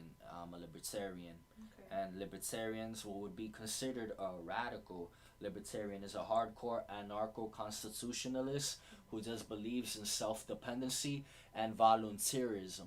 We could still have roads if everybody chips in money. The same way, yo, you got five, you got five, you got five. Let's order pizza, let's buy bottles, whatever. If everybody voluntarily does it, they're happier about it because they know where their money went, transparently speaking. A lot of our tax dollars, how many potholes you come across right now? Oh, yeah. Bunch. You know, All the time. our tax dollars are supposed to cover those Just coming potholes. here. Yeah, you're right. You know, You're right. why is housing so expensive and they continue to collect an endless amount of taxes from us? You know, if we had less taxation, we would have more money in our pockets to afford, more pricey apartments, Texas. So we don't, and And Republicans. that's another thing that Trump was talking about. That he said that the Democratic side is gonna raise our taxes with Oh, Biden, and he He was did. warning it from the beginning, and everybody said no, he's not, but then he did.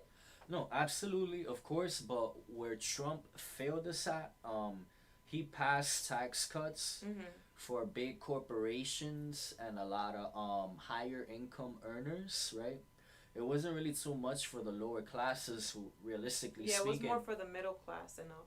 like the heavy middle class and up, So like that really didn't help like people like us who are up and coming. Are y'all first generation born in the United States? I am. Like my bloodline comes directly from the Caribbean islands. No, I'm like second generation. Second generation. So still somewhat like in the struggle, like first generation born here, like our parents came here with just blind motive to just work, get their money, and Yeah. then say, all right, our children are gonna continue the movement and all Yeah. that. Republicans haven't advocated for lowering taxes like on some hardcore shit for those impoverished in a long time. So what does I that? really feel like if Trump were to win the 4 years, he would have worked on that even further. I could agree with that. You know? I could agree with that. But they hated him so bad. They Yeah. had to even impeach him 2 times and just Mhm. did the worst to him. I think out of all the presidents, he suffered the worst. Oh, I mean, hell they yeah, didn't give hands him down. no chances. Besides the guy who I got mean, shot in the It's head. between him, Seriously. Kennedy, George Washington, Abraham Lincoln, and Besides getting shot in the Mm-hmm. head. Yeah. Andrew Jackson. Because Andrew Jackson, he shut down the second centralized bank, and he faced a lot of obstacles trying to do that. Abraham Lincoln was a contributor to emancipating the slaves, even though there's still loopholes. Again, stay out of your feelings, please. And shit, I'm trying to educate and translate politics to the hood. Like, don't hold me to everything. Do your research yourself, or ask to come on. Absolutely. I'll gladly interview Yeah. anybody. But overall, there was Republicans that didn't support Trump's innocence because honestly, there was no Russia collusion. With Ukraine, there wasn't a corrupt call. Yep. And He made peace with a lot of countries too. he made peace. Yeah, He look could- at the piece that he did with Israel. That was something that they thought was never gonna happen. Yeah, he contributed to that, but those other nations came together as well. But he was a player in it as well. I give props where props is due. I do like the First Steps Act, which reviewed a lot of people's incarceration cases and either provided a pathway to start getting them out of jail. Some people got out of jail, and people who deserve a second chance are now offered a program of credits to get out of jail. So he did do like good in certain areas, but he failed us in a lot of areas. National concealed carry reciprocity. That was already, the House is more difficult than the Senate for the most part in a lot of things, because the House, for the most part, they start the bills. he didn't advocate for that. He doesn't defend himself too much either. He jokes around too much. He's not transparent. When he was campaigning, Really? You think so? I'll explain why. When he was campaigning, he was advocating for WikiLeaks. You know about WikiLeaks? No. So WikiLeaks is a website that Julian Assange and many other patriots would expose government corruption on. That's where we got the Hillary Clinton emails, information on the Anthony Weiner laptop, Oh, yes, etc. yes. Okay. WikiLeaks. I remember now, yes. He ran on that campaign that he was supported and being a supporter of Julian Assange. Then he flipped the script after being elected. You know, oh, I know nothing about WikiLeaks, blah, blah, blah. He didn't go out of his way to support Julian Assange. He didn't go out of his way to support Tommy Robinson. He called Eric Snowden a traitor to the United States when, in my opinion here, because that one is like a sensitive topic, depending on how you view it, some military members say yes, some military members say no. In my personal opinion, Eric Snowden said, look, big government and the military, they're spying on you. They're violating your Fourth Amendment right to privacy. In order for government or military, infringement enforcement, whatever, because I'm not going to call them law enforcement, fucking redcoats. In order for them to violate your privacy, they have to provide a judge a sufficient amount of evidence beyond a reasonable doubts, in order to generate a warrant. With that warrant, they could come and violate your privacy because now they've gone out of their way to access permission. Judges are supposed to be, by the people, for the people, along with the jurors and all that. Trump didn't advocate for a lot of these things. Now, did he contribute to peace in the Middle East? Yes, props to him on that. Did he go out of his way to create peace with North Korea? Amazing. Props to him on that. But then there was a lot of tangibles that he could have gave us that he didn't. Why didn't he deschedule marijuana from a Schedule 1 substance? He could have done that via the Attorney General. And this is a guy who during the campaign in 2015, 2016 was saying, I'm not pro the criminalization of cannabis. And there's actually a news article of him back in the 80s actually talking about how the war on drugs, not only bud, and I don't sniff cocaine, I don't do ecstasy, I barely drink. You feel me? Yeah, I can see I'm in my 30s and I look like a teenager, but at the same time I advocate for the ending of prohibition. There's a news article that came out back in the 80s where he advocated for the end of prohibition and explained how it hurts the United States economy, and all it does is turn what could be productive citizens in the United States into criminals and incarceration numbers. Now that you had the presidency, he didn't take any actions in that direction. What he did do again, before anybody comes around and gets in their little, he signed an executive order to restrain certain police actions, but he didn't vocalize it a lot. If people don't know what's going on, it's harder for them to support you. But you have to realize that probably one of the main reasons he didn't vocalize is because the majority of police were supporting him and voting for him and stuff like that, because he was always from the beginning more towards the cops and law enforcement than anything else. So it's like, do I do this and lose votes? I mean, I think that's why probably he didn't speak up, but it could be for any other reason. I could agree with that, but you see that he also got a lot of votes from a bunch of racists that came out proudly. Oh yeah, we all know that. I'm gonna explain that for y'all right now. All right, check this out. What y'all just stated, with racists and the cops, and there are a lot of racists who do become cops. There's guys who've gone undercover in the KKK and found other cops, actual members of the KKK, documented members of the KKK. All right, if that would have hurt his chances with getting votes from the police for simply saying, hey, look, I'm going to sign this executive order to restrain y'all from conducting certain actions, what does that prove right there? The police want to enforce tyranny. They want to, have over leveraged authority to do as they please with us. Instead of saying, oh, okay, hey, he signed this executive order Right. making it easier for us to refrain from enforcing unconstitutional statutes and be more polite to our citizens. So that right there proves that, you know, we got to draw a line with cops somewhere, and they're already rebuttaling on reform. So it's just like, all right, y'all don't want reform. Y'all don't want to correct yourselves. You got to go. Yeah, You know, if, yeah. if somebody goes to your crib and is constantly making a mess, eventually you're going to close the door on them. Yo, I'll chill with you outside, but you can't come in my house. All right. So that's one. Now, along with that, he didn't follow through with him saying his support of just simply start with marijuana. He didn't deschedule it. He could have done that. You know, that would have kept people who smoke marijuana, they're not troublemakers. You know, the biggest threat people with marijuana usage are Laziness. threats to I wouldn't say Not wanting to laziness. Nah, I wouldn't say laziness, because I know plenty of people who smoke weed that are some productive motherfuckers. I know some guys that smoke weed that they Yeah, but I work know out some like that- crazy. So, you know, like that, you know, just like similar how there's good cops, bad cops, you know, like it's got to be diversified. But the thing is, with cops as a whole, we're seeing that they want to be tyrannical rather than constitutional. So Trump didn't really advocate for that. So you got a lot of people still being arrested for victimless crime, especially with the fact that George Washington had 4 marijuana farms. Look it up. And he even said, in order for this nation to truly thrive and prosper, it should embrace, harvest, and cultivate the marijuana. It was called hemp back then. Marijuana that word came from Mexico and then was established in the United States. But he had 4 hemp farms. And Obama smoked weed.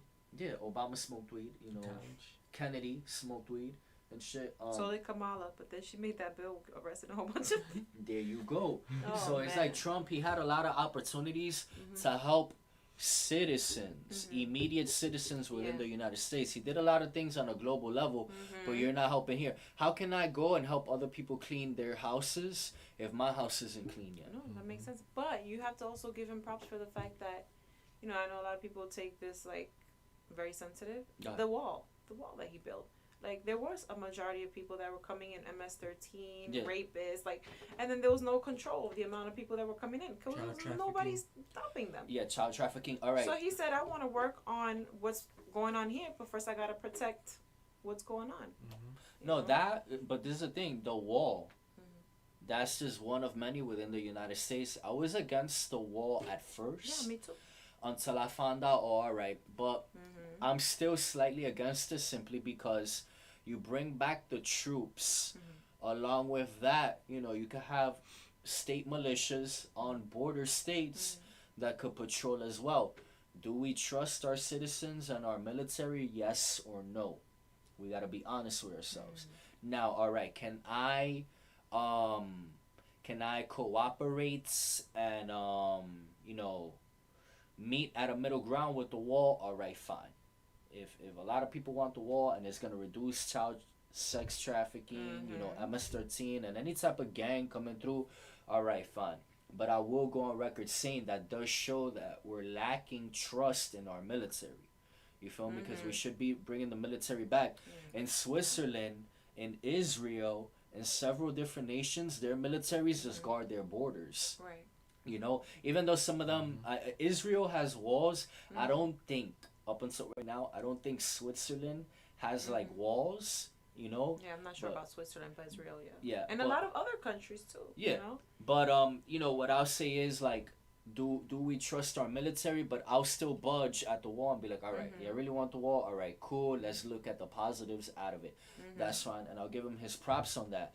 But there was plenty of presidents before him, along with Democrat senators and congressmen, Republican senators and congressmen who advocated for a wall as Yeah. well. So right there. But they didn't do anything. He They- was the one that. yeah, he was the put one the that did action it. on it. But, you know, he acted on it, yes. His actions spoke louder than his words, but, you know, I can't say, like, that was full-blown his idea. He just came and picked it up and ran with it. Right. There.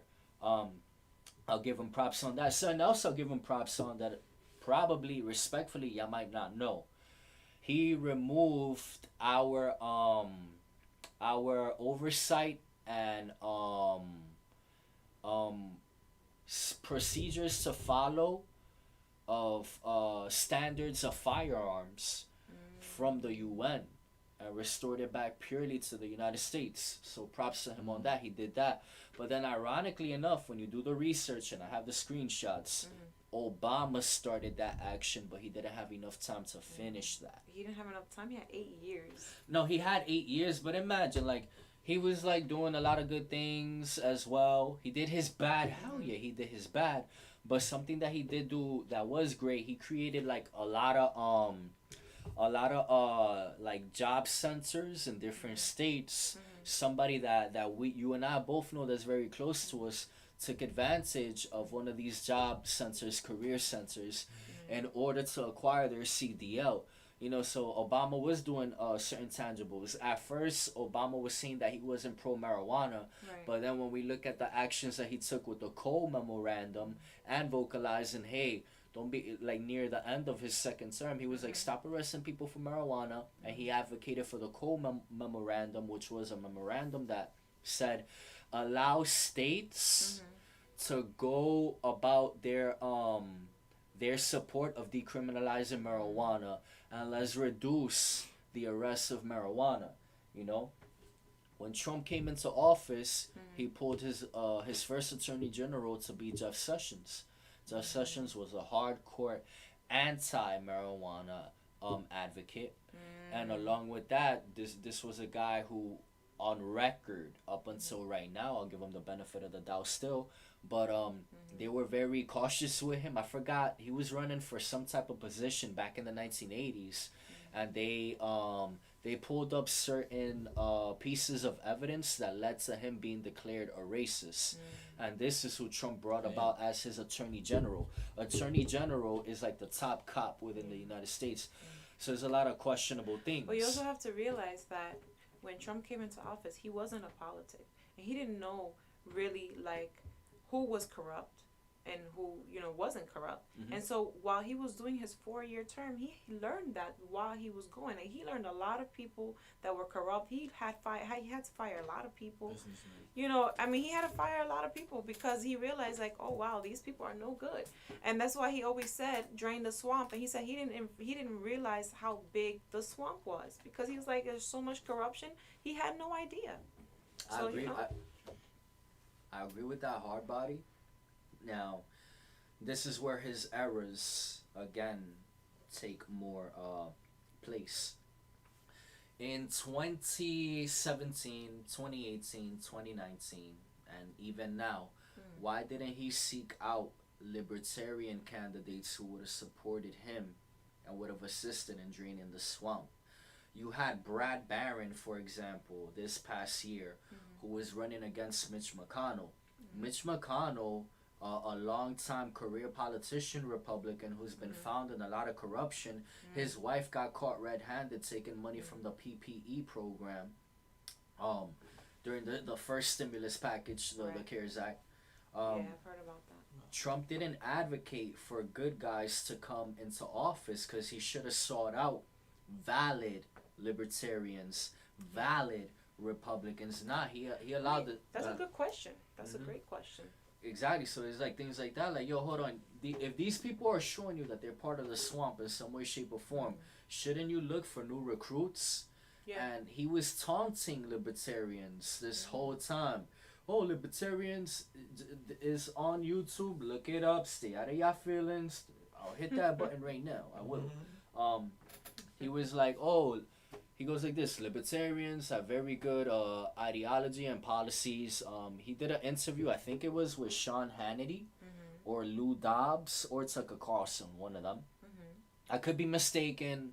Relax, calm your feelings. But he was interviewed in which he said, I'm somewhat of a libertarian. Seek out libertarian candidates. There's good Democrats who should get an opportunity to replace the bad, because all it is a position being held by an individual. You can replace a bad Democrat with a good Democrat. That's you true. can replace a bad Democrat or a bad Republican with a good libertarian or a good green, you know? I agree.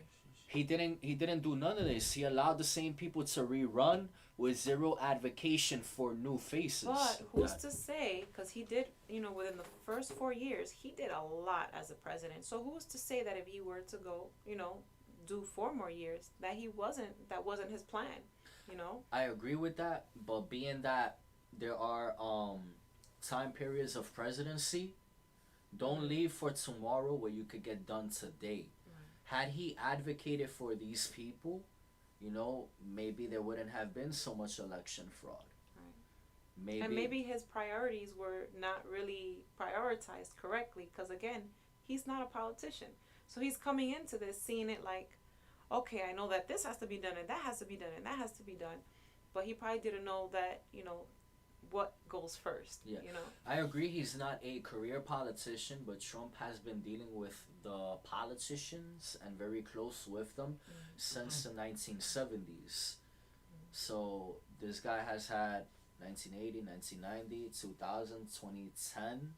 So 45 years in total of dealing with politicians. So he has enough analysis on anybody. And at the end of the day, when we look at the politicians who pass legislation, we already know, all right, they're either constitutionalists or statists. We got to get them out of here. Yeah. You running for president, now that you got that position, from the elections in 2017, the elections in 2018, the elections in 2019, and the elections that previously passed in 2020, seek out valid mayors, valid city council members, valid congressmen, valid senators. He said he did bring in a lot of quote unquote constitutional judges on the federal level, but to this day we don't know who these judges are. He should have presented them more for the public eye to see. But you know what? You have to realize a lot of his time was being consumed getting rid of a lot of corruption. And all the investigations with the FBI's and everybody that he was firing, and all that scandal that was going on within the 4 years, that took a lot of time too. Very simple. If you endorse and advocate for the election of new faces who are gonna have your back and abide by the Constitution, now you have reinforcements to help you combat the swamp. But he didn't do that. He allowed these same swamp dwellers to keep coming out. When he first became president, so many people got mad at him because these are titled neocons. He came with a lot of neocons. Could it have been a strategic move? Yes, but realize the dangers that were occurring. So when you're dealing with such a shaky situation, yeah, you could have your precautions, but at the same time, you got to let the public know, I'm going to take action to get these swamp dwellers who've been here for 10, 15, 20, 30 years out of here. He didn't do that. Why didn't he seek out, like I said, Brad Barron over Mitch McConnell? That right there, kaboom. Why didn't he seek out Larry Sharp over Andrew Cuomo and Mark Molinaro? Right there, boom. Why didn't he endorse Anna Paulina? Shout out Anna Paulina, who is running Republican in Florida. Why didn't he go and vocalize support for her a lot more? Right. He fucked up on so many levels, and at the end of the day, the job that you choose to take, you gotta recognize all of his territory and abide by it.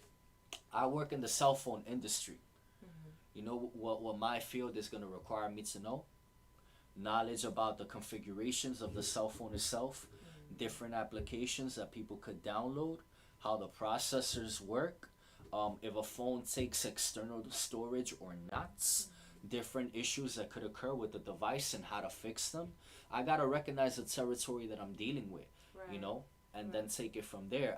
If I'm applying for a job, I'm gonna make sure that I'm saying I want to be affirmed with it. You don't take some guy who says, "Oh, yo, I want to be a basketball player," and he sucks, and you're gonna draft him and be like, "Oh, yo, he's gonna be the next Jordan," and he's trash, nah. You don't take a hairstylist, a girl or guy, who, oh yeah, I'm a hairstylist and shit, and then they suck. Yeah. It's like, all right, what are your credentials, and do you recognize what you're getting yourself into on every single tier, on every single level, Yeah. So there was a lot of things. Again, I try to That's give the them. same questions they had about Trump too.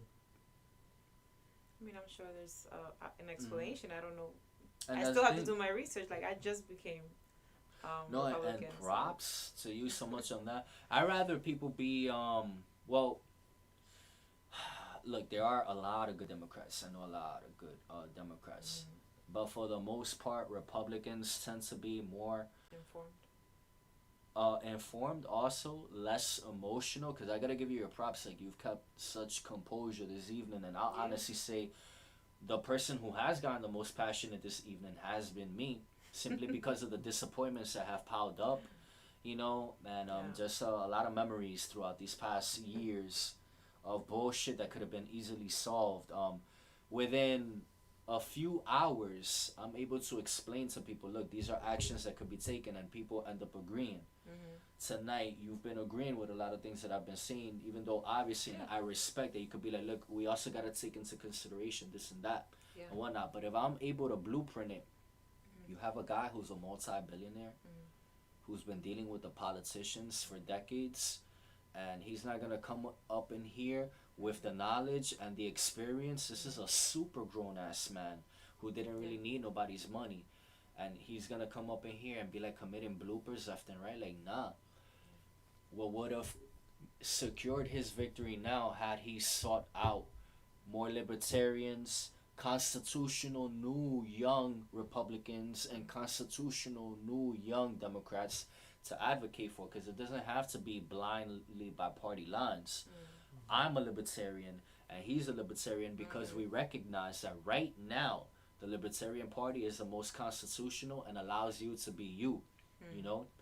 On the topic with females, you know, Republicans, they want women in church all the time.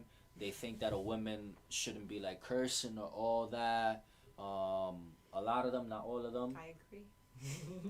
A lot of them, not all of them, think that a woman's place is to be like super traditional, you know. And girls get mad at me when I say, hey, y'all should keep yourselves accountable to the fact that y'all wanted to work, you know, y'all wanted to pass women's suffrage, the 19th Amendment, and all that. So hold yourselves to the words that y'all spoke. Make your actions back it up. Absolutely.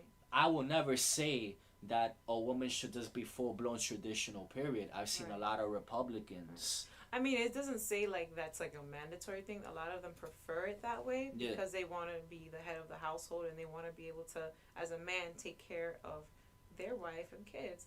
Which there's nothing wrong with that, you know. There's nothing wrong with that. But part. it's not as long as it's not like being forced upon, like But- these shots, for example. Yeah. You know.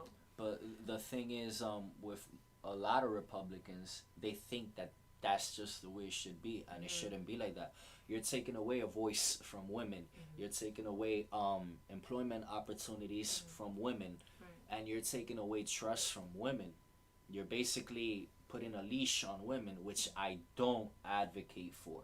Republicans, they don't think that women, for example, should have OnlyFans. As an example, Libertarians are just like, look, if that's the choice you want to make, cool, do you.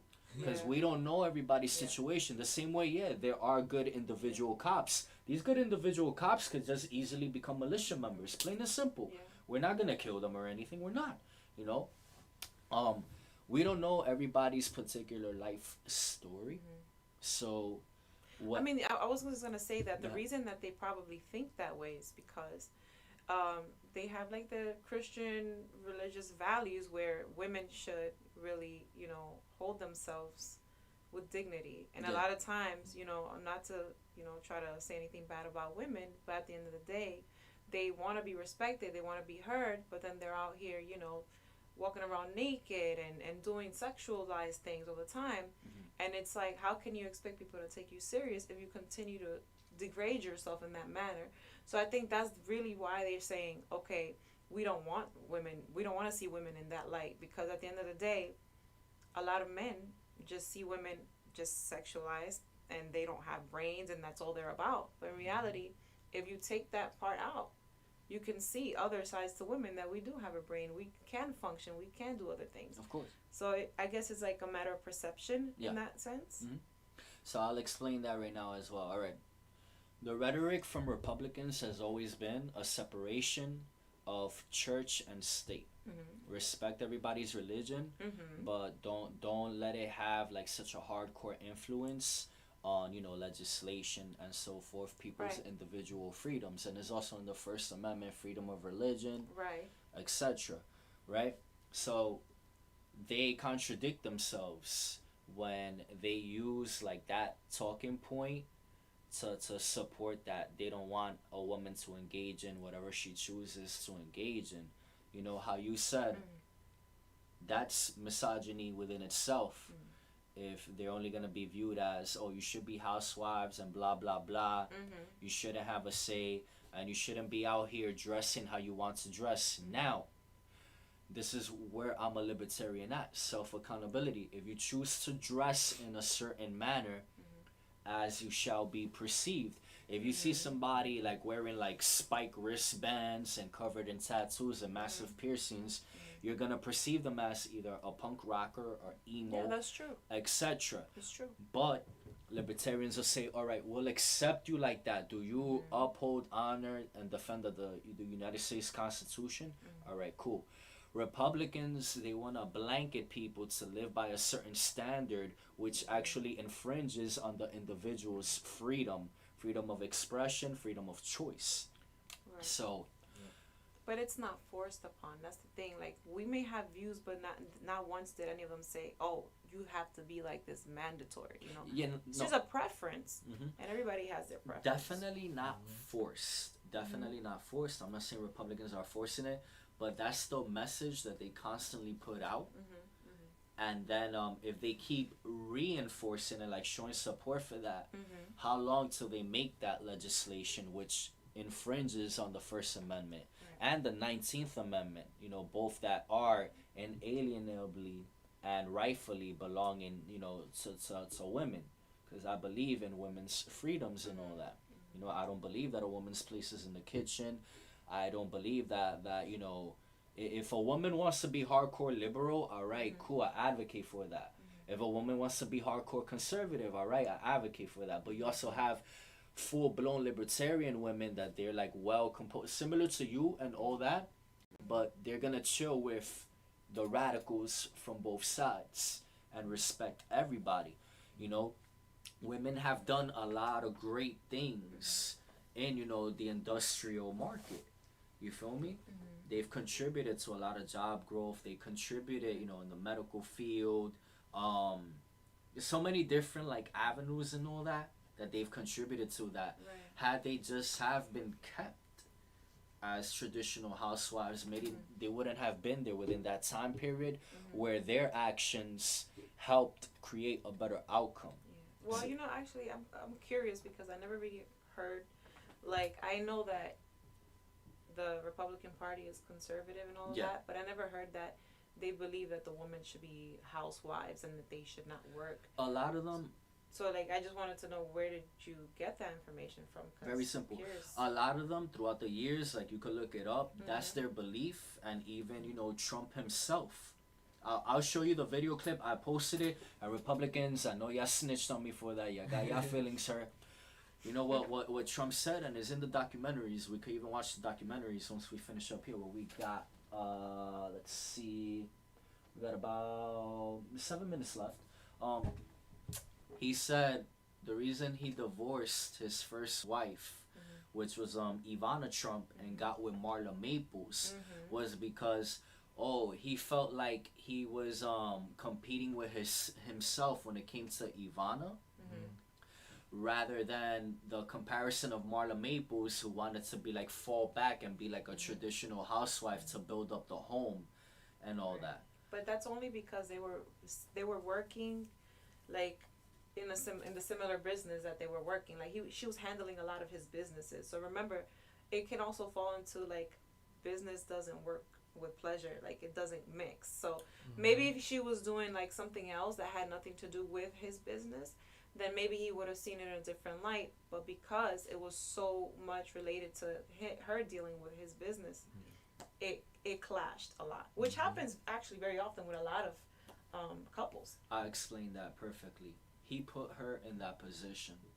Right, but And- he didn't know. He learned the hard way, though. Yeah, but also with doing that, he could have communicated it a lot better, you know. And then when his words and actions were, I'd rather go with this next chick, and I'm gonna have her. Like, you set your first wife up for failure.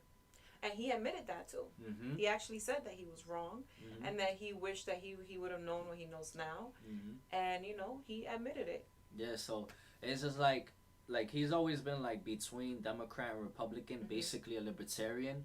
But it's just like, be transparent. Libertarians are very big on transparency, and also very big on not having the states legislates how people go about living their lives. Right. Because the United States Constitution already reinforces that.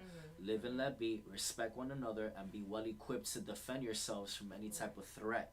Right. And the 10th Amendment says the power is not delegated to the federal government, via the Constitution, or to the states, because states could secede, states could come to their agreement of what Right. they're gonna have, and all that. An example, Las Vegas, they have a bunch of shit going on over there that in Yeah. other states aren't.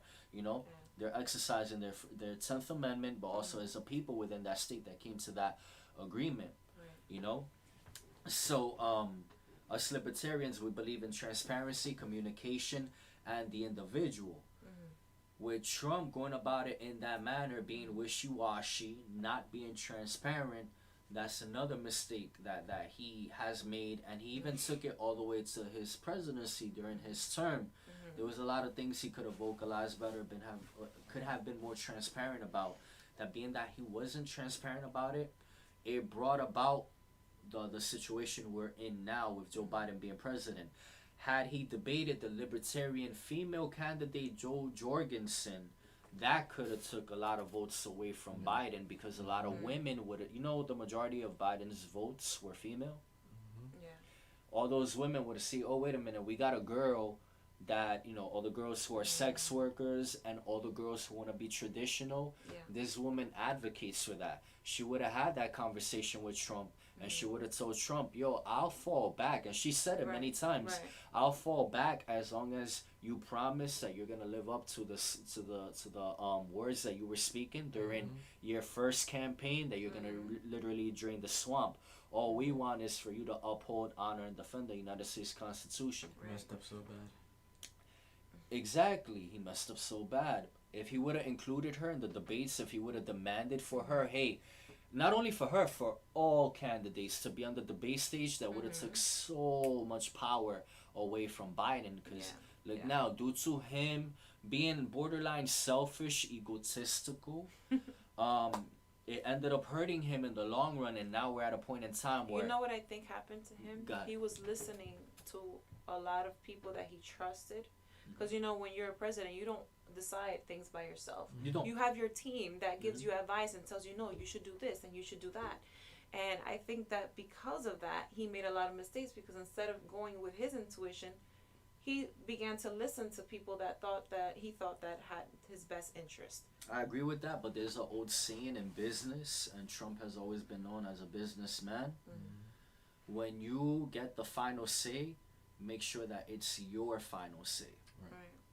If we don't know, but if he went about it in that manner of taking other people's stuff and just saying, all right, JC told me to go break dance, and Leah told me to go jump off a bridge, when I could have just stood home, worked out, and found something productive to do with myself. I made the final choice. So that's what he did.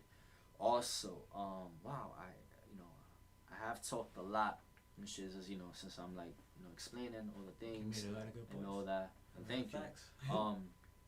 Is there anything else you would like to touch on?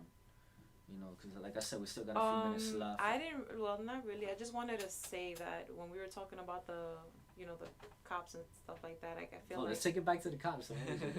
yeah, I just wanted to say, I don't want people, to see this podcast and think, oh yeah, fuck the cops, because a lot of times, even though that's not what you're trying to push out there, they take information and they want to act upon it, and they want to be rebellious, Yeah. which at the end of the day, that's not that's not what this was here for at the end of the day. Definitely And it's not something you should do. It's not something you should go and disrespect the cop. At the end of the day, they're people. Yep. You treat them with respect, and if you're not breaking the law, you don't really have to worry about Right. coming into Yeah, encounters don't worry with about- with police.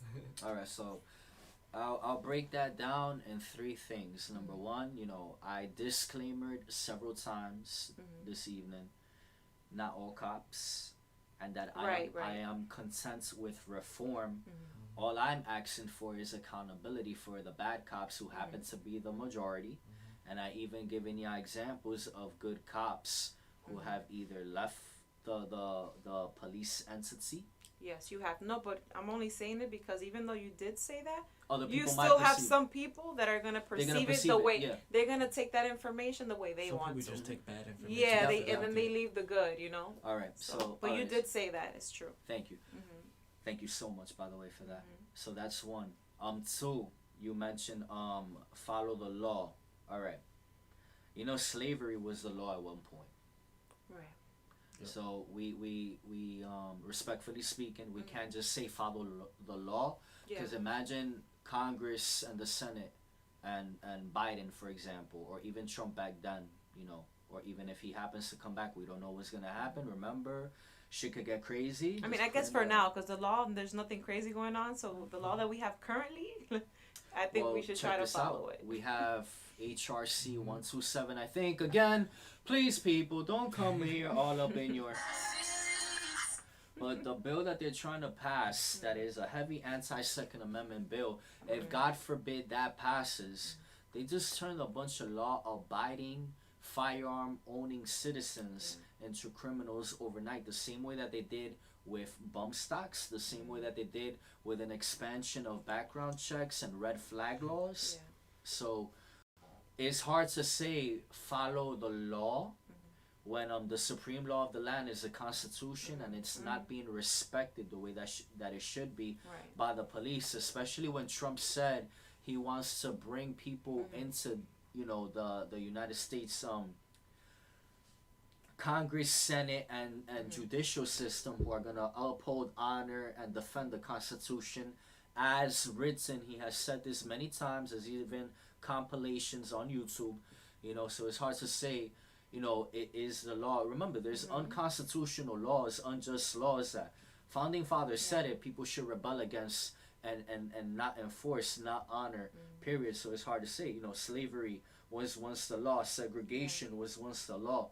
Can you imagine our people, for example, blacks and Hispanics, being told drink from these water fountains because that's the law, and they're putting heavy levels of fluoride, aluminium, and No, I mean, I totally get it. I feel like Yeah. it's also, you have to really know the law and see what's if we have something so horrible like where a black person cannot drink from a white person's water fountain, then yeah, that's something that you should have to fight. But I feel like the laws that we have now, it's not so extreme where we have to be like, oh no, we have to fight against it.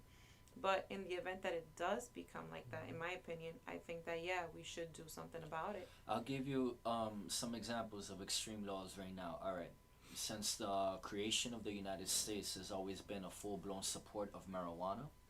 And marijuana was not illegal until the early 1910s or 20s, where a racist, I forgot his name, shout out Martha Bueno, Libertarian from Miami-Dade County, and I think she is the vice chair of the Miami-Dade County Libertarian Party.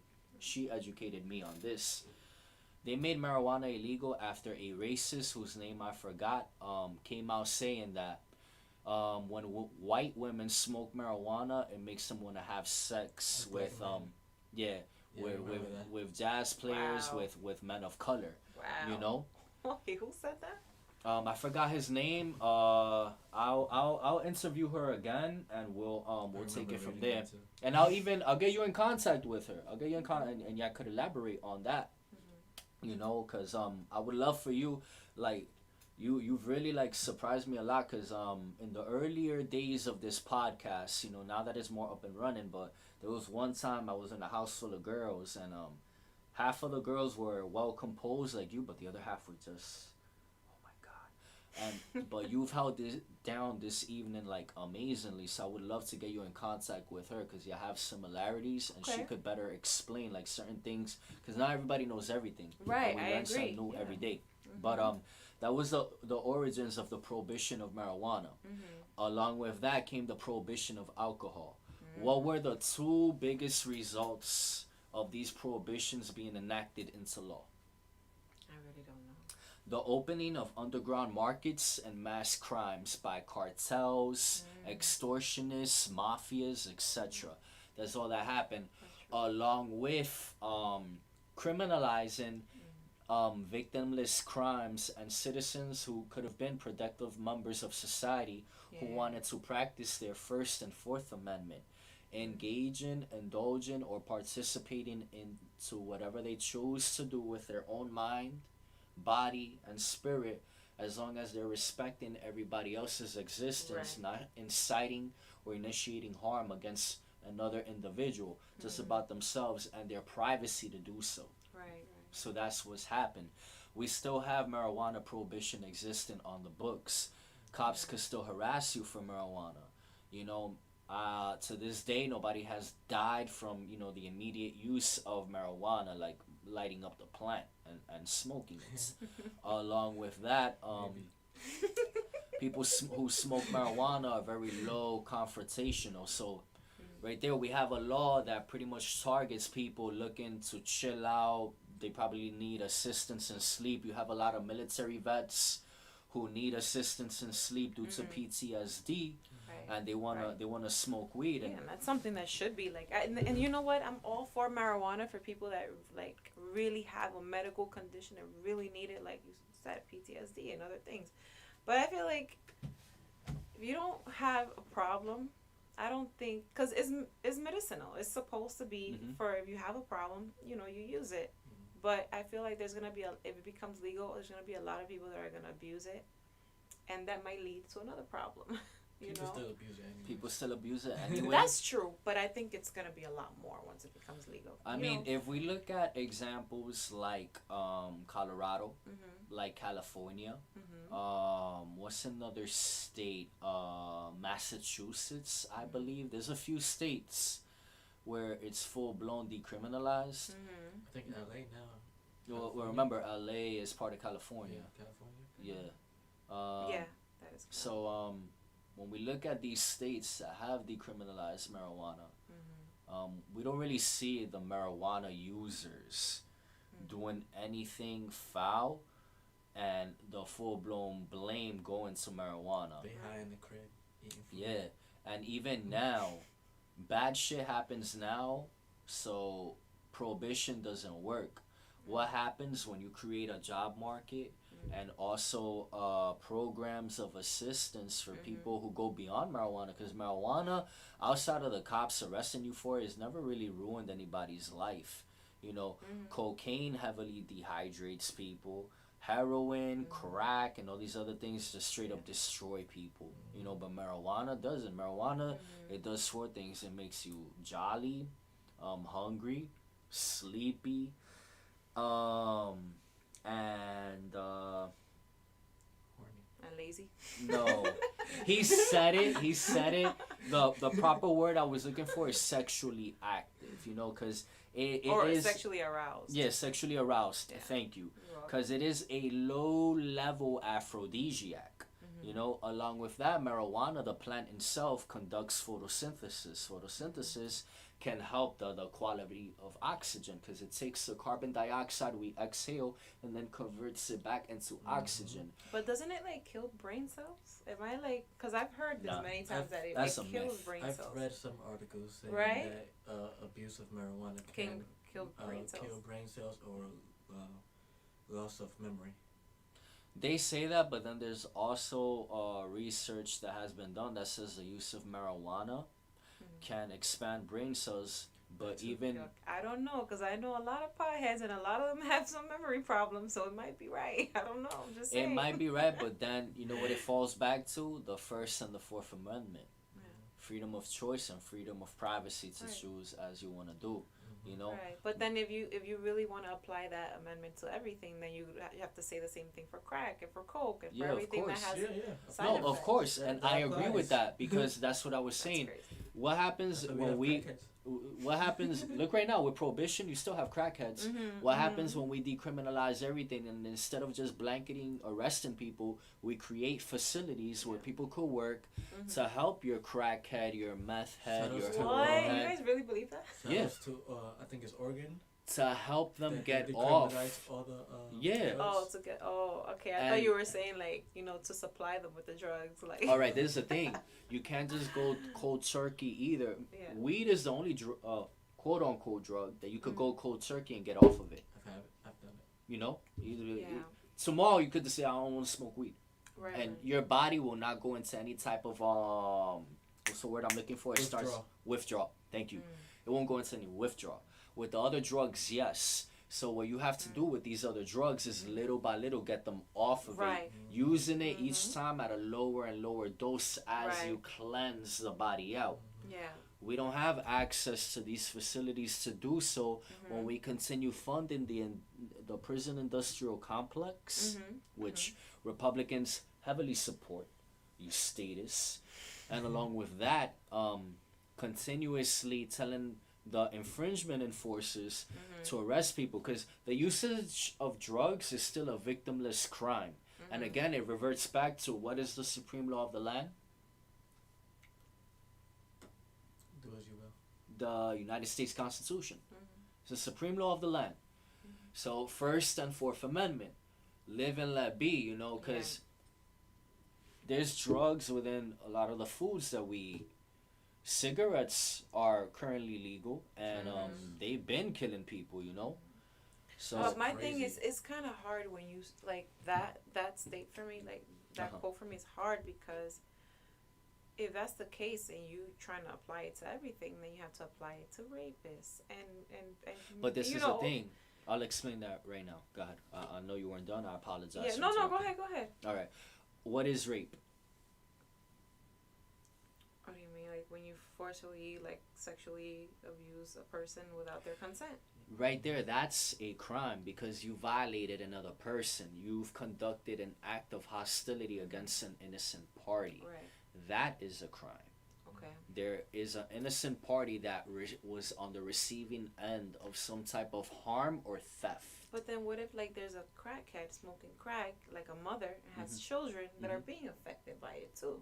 I think that should be held as a crime too, even though like directly she's not hurting them. definitely a crime. That shouldn't be held as a crime. That should be held as an opportunity to help rehabilitate her. No, absolutely. But my thing is like. Because if you lock the mother up, now you gotta put these kids into the Oh no, orphanage. yeah, of course. But you my know? thing is like, you can't just let everything be and let everything go. Sometimes because- a kid will have a better opportunity if you let them go from their mother who's having problems with drugs. Or Yeah, but how do we rehabilitate the mother? Because at What if the- she doesn't want to be rehabilitated? Because there's a lot of cases where they're on drugs, and they'll go and they'll be like, okay, we're gonna put you in rehab. But I don't want to do we rehab. do need rehab. we need more rehab. One, two. If she makes that choice, don't imprison her for it. Because No, of course not. we don't know what her turning point is gonna be. You know, the Libertarian Party advocates for the movement called the 2% movement. Do y'all know about the 2% movement? All right, so the 2% movement is a movement, statistically speaking, 2% of meth heads, heroin users, or hardcore crackheads, only 2% recover. You know, currently, right now, what happens when we expand that even more and we bring it up to 10, 20, 30, 40, 50%? Some kids will be separated from the parents. Yeah. But at the same time, don't incarcerate the parents because we don't know where their turning point is gonna come at. Right. Everybody Again, deserves a chance. everybody deserves a chance. This is why I say I can explain police abolishment, but I am content with reform. The issue we face is the police, rebuttaling reform itself. They're against the ending of qualified immunity. They don't want to change. They don't want to change. They don't want to change. Now, Wow. this mother does not want to change. What happens when you restore community? Now we know such and such doesn't want to change. We can validly agree that the children are not best under her Okay. parental guidance. Right. So what can we do with that? But at the same time, we're not going to incarcerate her. Right. We're going to let her be unless she initiates an act of malice against an innocent party. If not, let her roam around whatsoever, you know, and let's pray that either she finds her turning point or does agree to go to these rehabilitation facilities that are accessible to her. That's the way libertarians believe in going about it. Yes. You know, so do we have better comprehension there on that one? No, yeah, I mean, Okay. yeah, I get it, but it's just, I guess for me, it's kind of like, I'm still stuck on the, like, there's still, it's a little bit more complex than Go that. ahead, elaborate. Yeah, no problem. it's a little bit more complex than that because there's going to be many different scenarios and situations where you cannot use the term like, oh, live and let be, because even though, you know, you say that with the exception that if it's anybody hurting another person, that's just a crime That's right a then and crime, there, which I completely understand, but there's still other things that I feel like shouldn't be acceptable, whether it's not a crime or not, if that makes any sense to you. Explain those things so I can clarify. I mean, I already gave one example. I mean, I know that you would handle it, like, for example, the mother that was a crackhead and she wasn't taking care of her kids. I think that if she does not want help and she continues to do it, even though she was offered help, even though she went to rehab, and she just continues to do that, she should get arrested because at the end of the day, she should pay for what she's doing, and at the end of the day, she's a mom. And I guess I see it in that point because I'm also a mother, so some people might not So- understand it, but I'm saying I'll explain that right now. What crime did she commit against an innocent party? negligence to her children. This is a thing. All right, negligence to children, as long as they weren't harmed and they could be rerouted. You know, where's the father? Like if it's the mother, for example, does this woman or the father, does this man, do these parents have any other relatives that we could bring the kids about? But you have Tell- to realize, Yeah. like, if there's a child in a household and they're watching their mother smoking crack, that's already traumatic. That's Yeah, already that sometimes can that's also a have that's a a mental effect. that's a mental effect. Whereas that's a problem right there in itself. You know, where I that understand child that, has to grow yeah. up and deal with that for the rest of their life. That should be a crime. I can't say it's a crime simply because if you explain it to the children what occurred and provide them, you know, a therapist, a psychologist, and all that, like that, we could get them on a stable state of mind. Right. And that's because they don't But really that's- understand. But Yeah. when they Yeah, get but you older, could say the same thing for somebody that's been raped. Oh, we're Yeah. gonna get you therapy. We're gonna get you right. You know, but at the That- same time, that would never the change rape, trauma, you know? right? Yeah, that but would never change even like mental, the trauma's still there. And like I know a few people that have gone through that situation where their mother was a crackhead and they had to like outlive the situation and try to sell drugs and do illegal things because they didn't have a mother to take care of them. You know. I'll explain that also. All right. That again is going to revert back to self reliance, self ownership, and self accountability. Republicans, for a long time, have always called out Democrats for victimhood. That right there, the example you provided, is respectfully speaking, playing the victimhood card rather than I'm gonna rise above this. You ever heard Right, but that's what I'm saying. People that don't rise above it, they should, you know, and they don't want to rise above it, they should go to they just jail. want to be victims. but That's what it why incarcerate them instead of just is. Those are letting people them that don't want to be helped. Because despite the fact that you try to help them, and why would you want somebody in the community that's not gonna help you at all? If anything is gonna, if you're talking about a community that's gonna help each other and work with each other, why have somebody in the community that's not gonna do that and is no use to the community? If anything, you'd have to be careful with that person and watch out for that person because you don't know what their next move may be. very That's simple. true. Keep your eye on them until they come and do some shit. Yeah. Because we have to get rid of punish culture. That's another reason I'm not a Republican. We have to get rid of punish culture because again, one, we never know somebody's turning point, and two, we don't need to imprison people for victimless crimes. Now, all right, with the children, that is a sensitive topic, which I'm saying we reroute the children to some other members of the family or volunteers who will go on record saying that they will adopt these children. From there, we say, look, Currently, right now, you're not a well designated mother and or father because it could go either way. Ladies, I'm defending y'all too. Because there's a lot of girls out here that they don't listen to me talk right away and they be all up in their city. Let's go. Come on, don't do this to me, Joe Biden. Let the mom go. Let the mom go.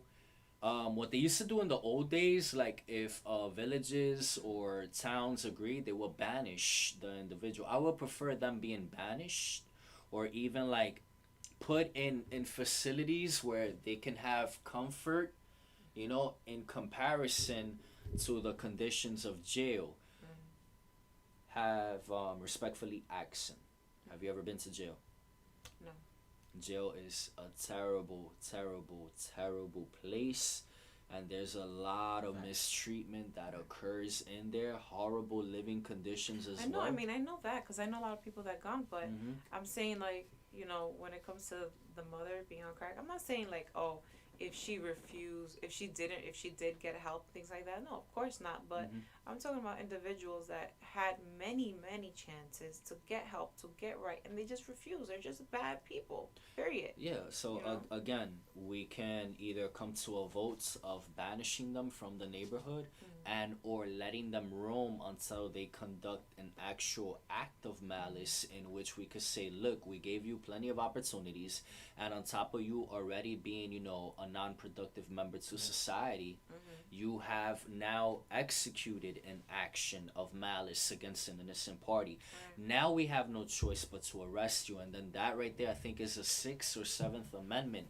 That's where that kicks in. Right. In which or even the 8th Amendment, one of those right there. I know it's definitely not the 9th Amendment, but one of those right there where you'll be judged in a trial in the court by a jury of your peers to figure out what we're gonna do with you, and then from there we take those steps, because then right there they could all vote to say don't put her in prison, but she must go inside one of these rehabilitation centers, he or she. So what about like, how in our government system we have professionals where they take out certain people that they know they're going to act on a crime but haven't acted on it yet.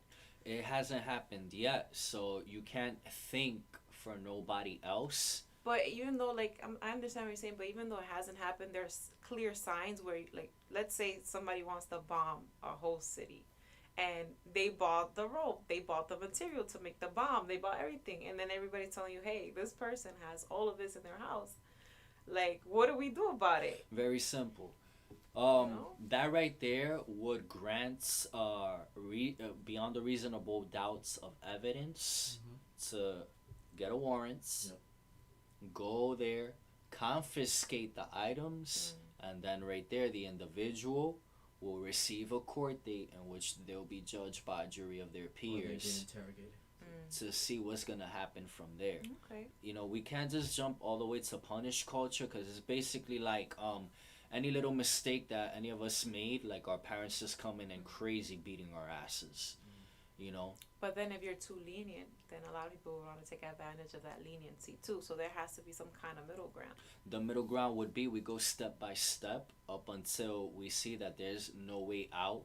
But again, until an act of malice has been executed upon an innocent individual, party, and or entity, we can't just declare people criminals and imprison them, rather than restoring community and saying let's have a vote on how we're gonna move forward with this individual and or group. From there we gotta take the steps from there.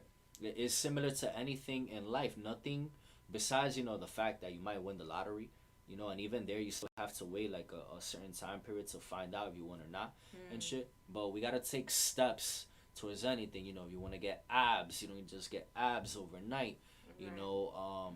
A lasagna takes time to make and all that. So it's like you gotta go step by step. It's just a great example. You really like lasagna. Lasagna's amazing. But it can't just be immediate punish culture. Right? No. Yeah. That's all. And then again, the prison industrial complex is very, very, very corrupt. Oh yeah. And if we haven't gone through the steps to figure out if this individual really has an opportunity, because even if they Right. don't have an opportunity of redemption or rehabilitation, they still don't need to be, you know, prosecuted and sent off to an incarceration facility or prison up until they have conducted an act of malice against an innocent party. I totally. I mean, Yeah. that makes sense. I agree with that. You know, I guess since I'm a mom, I see it different in that particular. No, everything takes stuff, but- communication and elaboration. That's Yeah. all. Because when we have better understanding, what if a year from now that crackhead, you know, comes up with some type of invention that benefits society? Had they been imprisoned, they would have never gotten that opportunity. Yeah. But it could go both ways. What if that crackhead ends up hurting somebody? That Our own right children, there. you know, like All right. it could go both ways. Very simple. You see how right there they hurt somebody? That is a crime. Right, yeah. That's where true. the arrest comes at. Yeah. And then from there, judged by a jury of your peers, Mm-hmm. a group of people that know you, and if you want to mix it up, a group of people that don't know you, because right now we have a lot of jury of people that don't know the defendants, Mm-hmm. you know, so we got to restore the constitutional values of that. That's conservative. That's traditional. Restoring, upholding, conserving, preserving the traditional value of this nation, which is the United States Constitution. So we got to restore that before anything else. Right. Is there anything else like? No, I think we covered a lot. Yeah, this was very interesting. Yeah. All right. So with everything explained, right, and me elaborating more the differences between, you know, Republicans and Libertarians, what is your perspective now? Would you consider yourself more of a Republican leaning Libertarian, like with all the elaboration and all that? I'd say this. I'd say that, you know, this was the first time I got to actually learn a lot about Libertarian, because usually when people talk, it's either Democrat or Republican. The And duopoly. Right, and so, like, I appreciate the fact that you did take out the time to really elaborate on a lot of things that you believe as a libertarian. So, with all that said, I realized that there is a lot of similarities with the Republican and the libertarian views. And so I didn't know that, because as a Republican, a lot of times when they talk about liberals, they're saying, oh, they're Libertarians, like, libertarians. libertarians. They're like, oh, you know, they're crazy. They're off, you know. See, they come at us with insults. Pardon me to interrupt you, by the way. They come at us with insults, just like snaps, you know, name calling and all that. We come back at them with tangible facts. Their status, they want to control women. A lot of them do want to control women. They're judgmental, and they don't let people be themselves. You know, that's tyrannical behavior. So, but go ahead, keep going. Yeah, I mean, I haven't experienced that from the Republican side. I mean, I just became Republican not too long ago, and I voted for Trump. The only reason I did is because I believed in a lot of the things that Trump did. But, you know, this is still new waters for me, where I'm still, like, learning about the Republicans and what they continue to stand for and what they do. Because I do know that there's a lot of corruption on both sides. But I lean the current duopoly, yeah. Right, but I lean more towards Republican because of the views and the values. And, you know, I'm a Christian, so I believe in a lot of the Christian values they have. But at the same time, even though a lot of people feel like they're leaning towards not letting other people be themselves, there was never a mandatory thing where they're saying, oh, no, you cannot be Muslim, or you cannot be this, or you cannot be that. And when Trump was president, he did say that he believes in freedom of religion. And that's something that a lot of people did not want, because they're saying now, a lot of people are saying that the Christian values and views can be harmful to other views. And what's next? They're not going to want people that want to be Christian to be Christian in America. So I feel like that's what's going to happen soon, where they're going to be like very what's the word, harsh on us, and try to even shut down preachers and anybody that wants to actually have this freedom of speech to speak about their religion, which is actually happening now, even in Toronto, because it doesn't align with other people's views. So I think that's why mostly I like to, you know, represent more the Republican view. But like I said again, I'm still doing more research. I don't know everything. Because But that's very libertarian. Everything you said right there. no, but you know, it's the truth. But you know, I'm glad that I came here. I did learn a lot though. Word.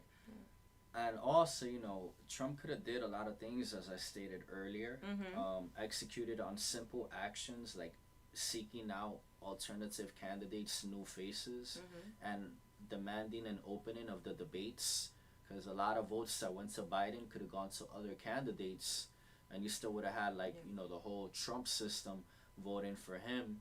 And even the female candidate, Joe Jorgensen, said, I'll gladly fall back if Trump just says that he's going to do what he said originally he was going to do. But being that he didn't do that, look at what his actions have brought us to now that is affecting each and every one of us, you know?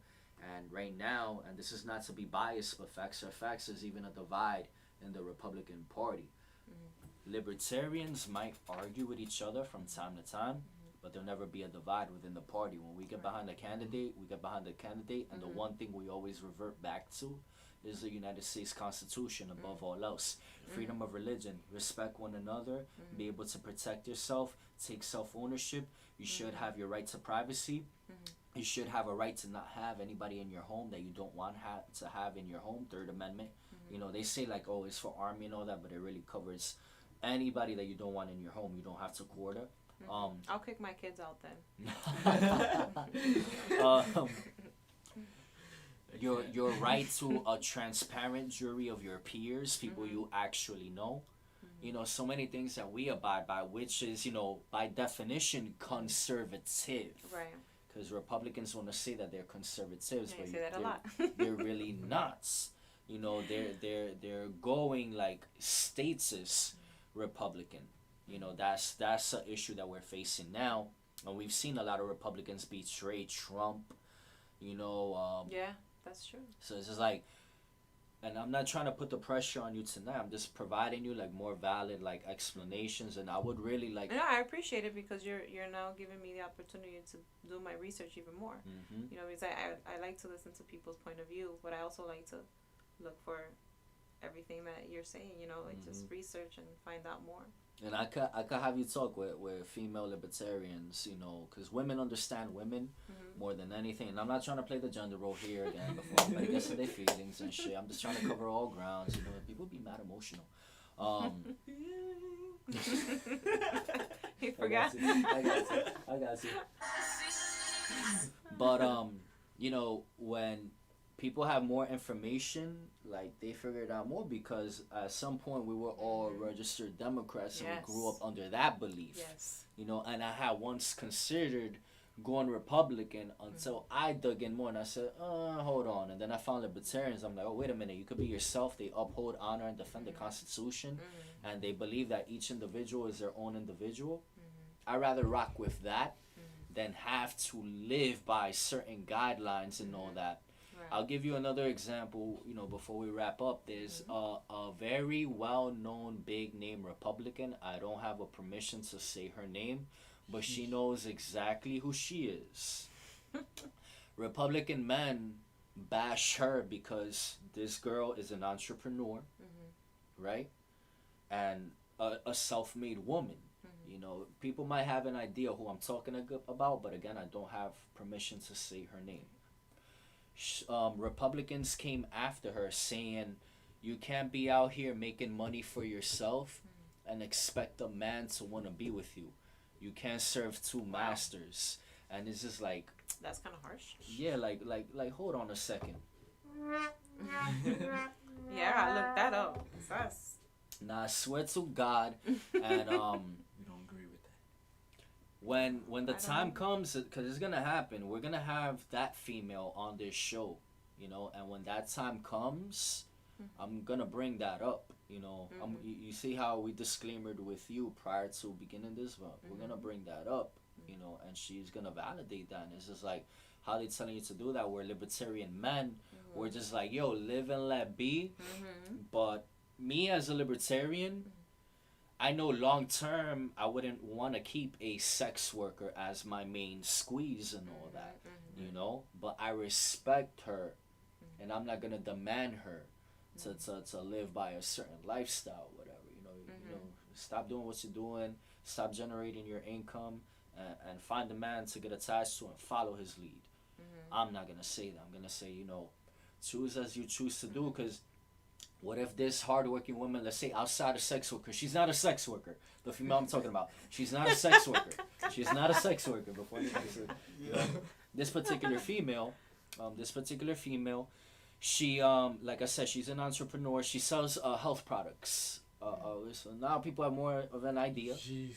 Uh-huh. Yeah. And it's just like, who are we to tell her how to make her money or to dictate her life?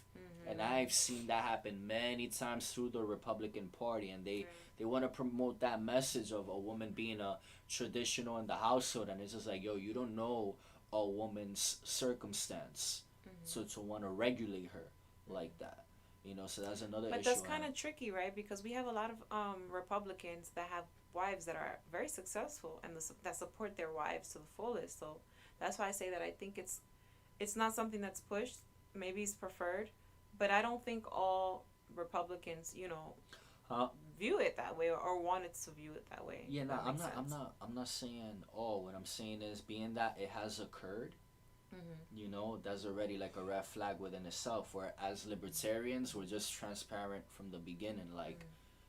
Live and let be, do what you want to do, just know, like, everybody has their preferences, because there are libertarian men, you know, who do date sex workers on some serious shit. That's them.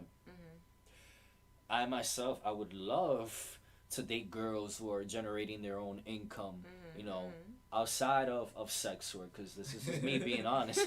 I can't be with a girl who's getting, you know, and then I gotta keep that and shit now. But if she's like selling health products, I like that you say sex worker instead of any other term.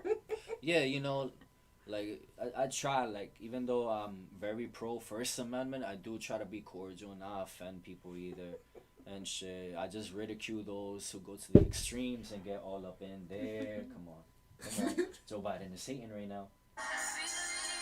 You know, but besides that, like, I try to be cordial, whatever, because again, everybody got a different card in life, and you never know what somebody's turning point will be. Now, with that said, accept the consequences of your action and potential outcomes. There's gonna be a lot of guys who don't date sex workers.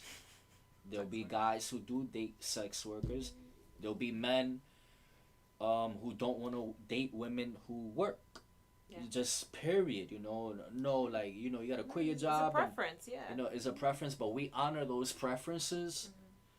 Republicans tend to, like, push that narrative a lot more, where libertarians don't. That's the separating point. That's interesting.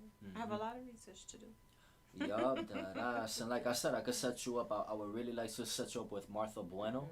Oh, well, a few other like females. Is just, I interviewed her recently, and I like the way she articulated a lot of things. Pardon me, and it's dope because she's very feminine and all that. Like, you would think she's a Republican, and then when she tells you, no, I'm a libertarian and this is why, it's just like, oh shit.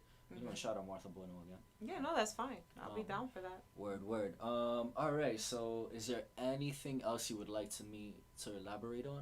No. Nah. I'm good. And you're a libertarian, you know. Hey, Right, gang. You barely said any words. I know I have to. He said it for me. Alright, so you know, you here. we want to thank everybody for viewing this evening. With your permission. With your permission only, would you like libertarians to reach out to you? And if you would like for them to do so, would you like to put, like, your information here or not? If not, we could do it in private as well, Leah, just asking. Yeah, I mean, the person you mentioned, what was her name again? Martha Bueno? Yeah, I mean, I'll be down to talk to her. Cool. So yeah, we'll set that up. I won't force the hand, whatever.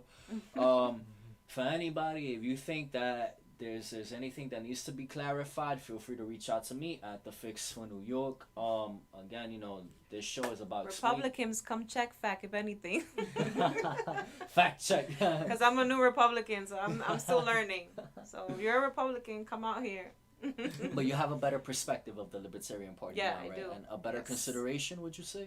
Yeah, of course. All I right. do. Yeah. I'm glad on that. So, yo, my co-host Z Dot was not here with us this evening, but he was here with us in spirit. God bless the brother's soul.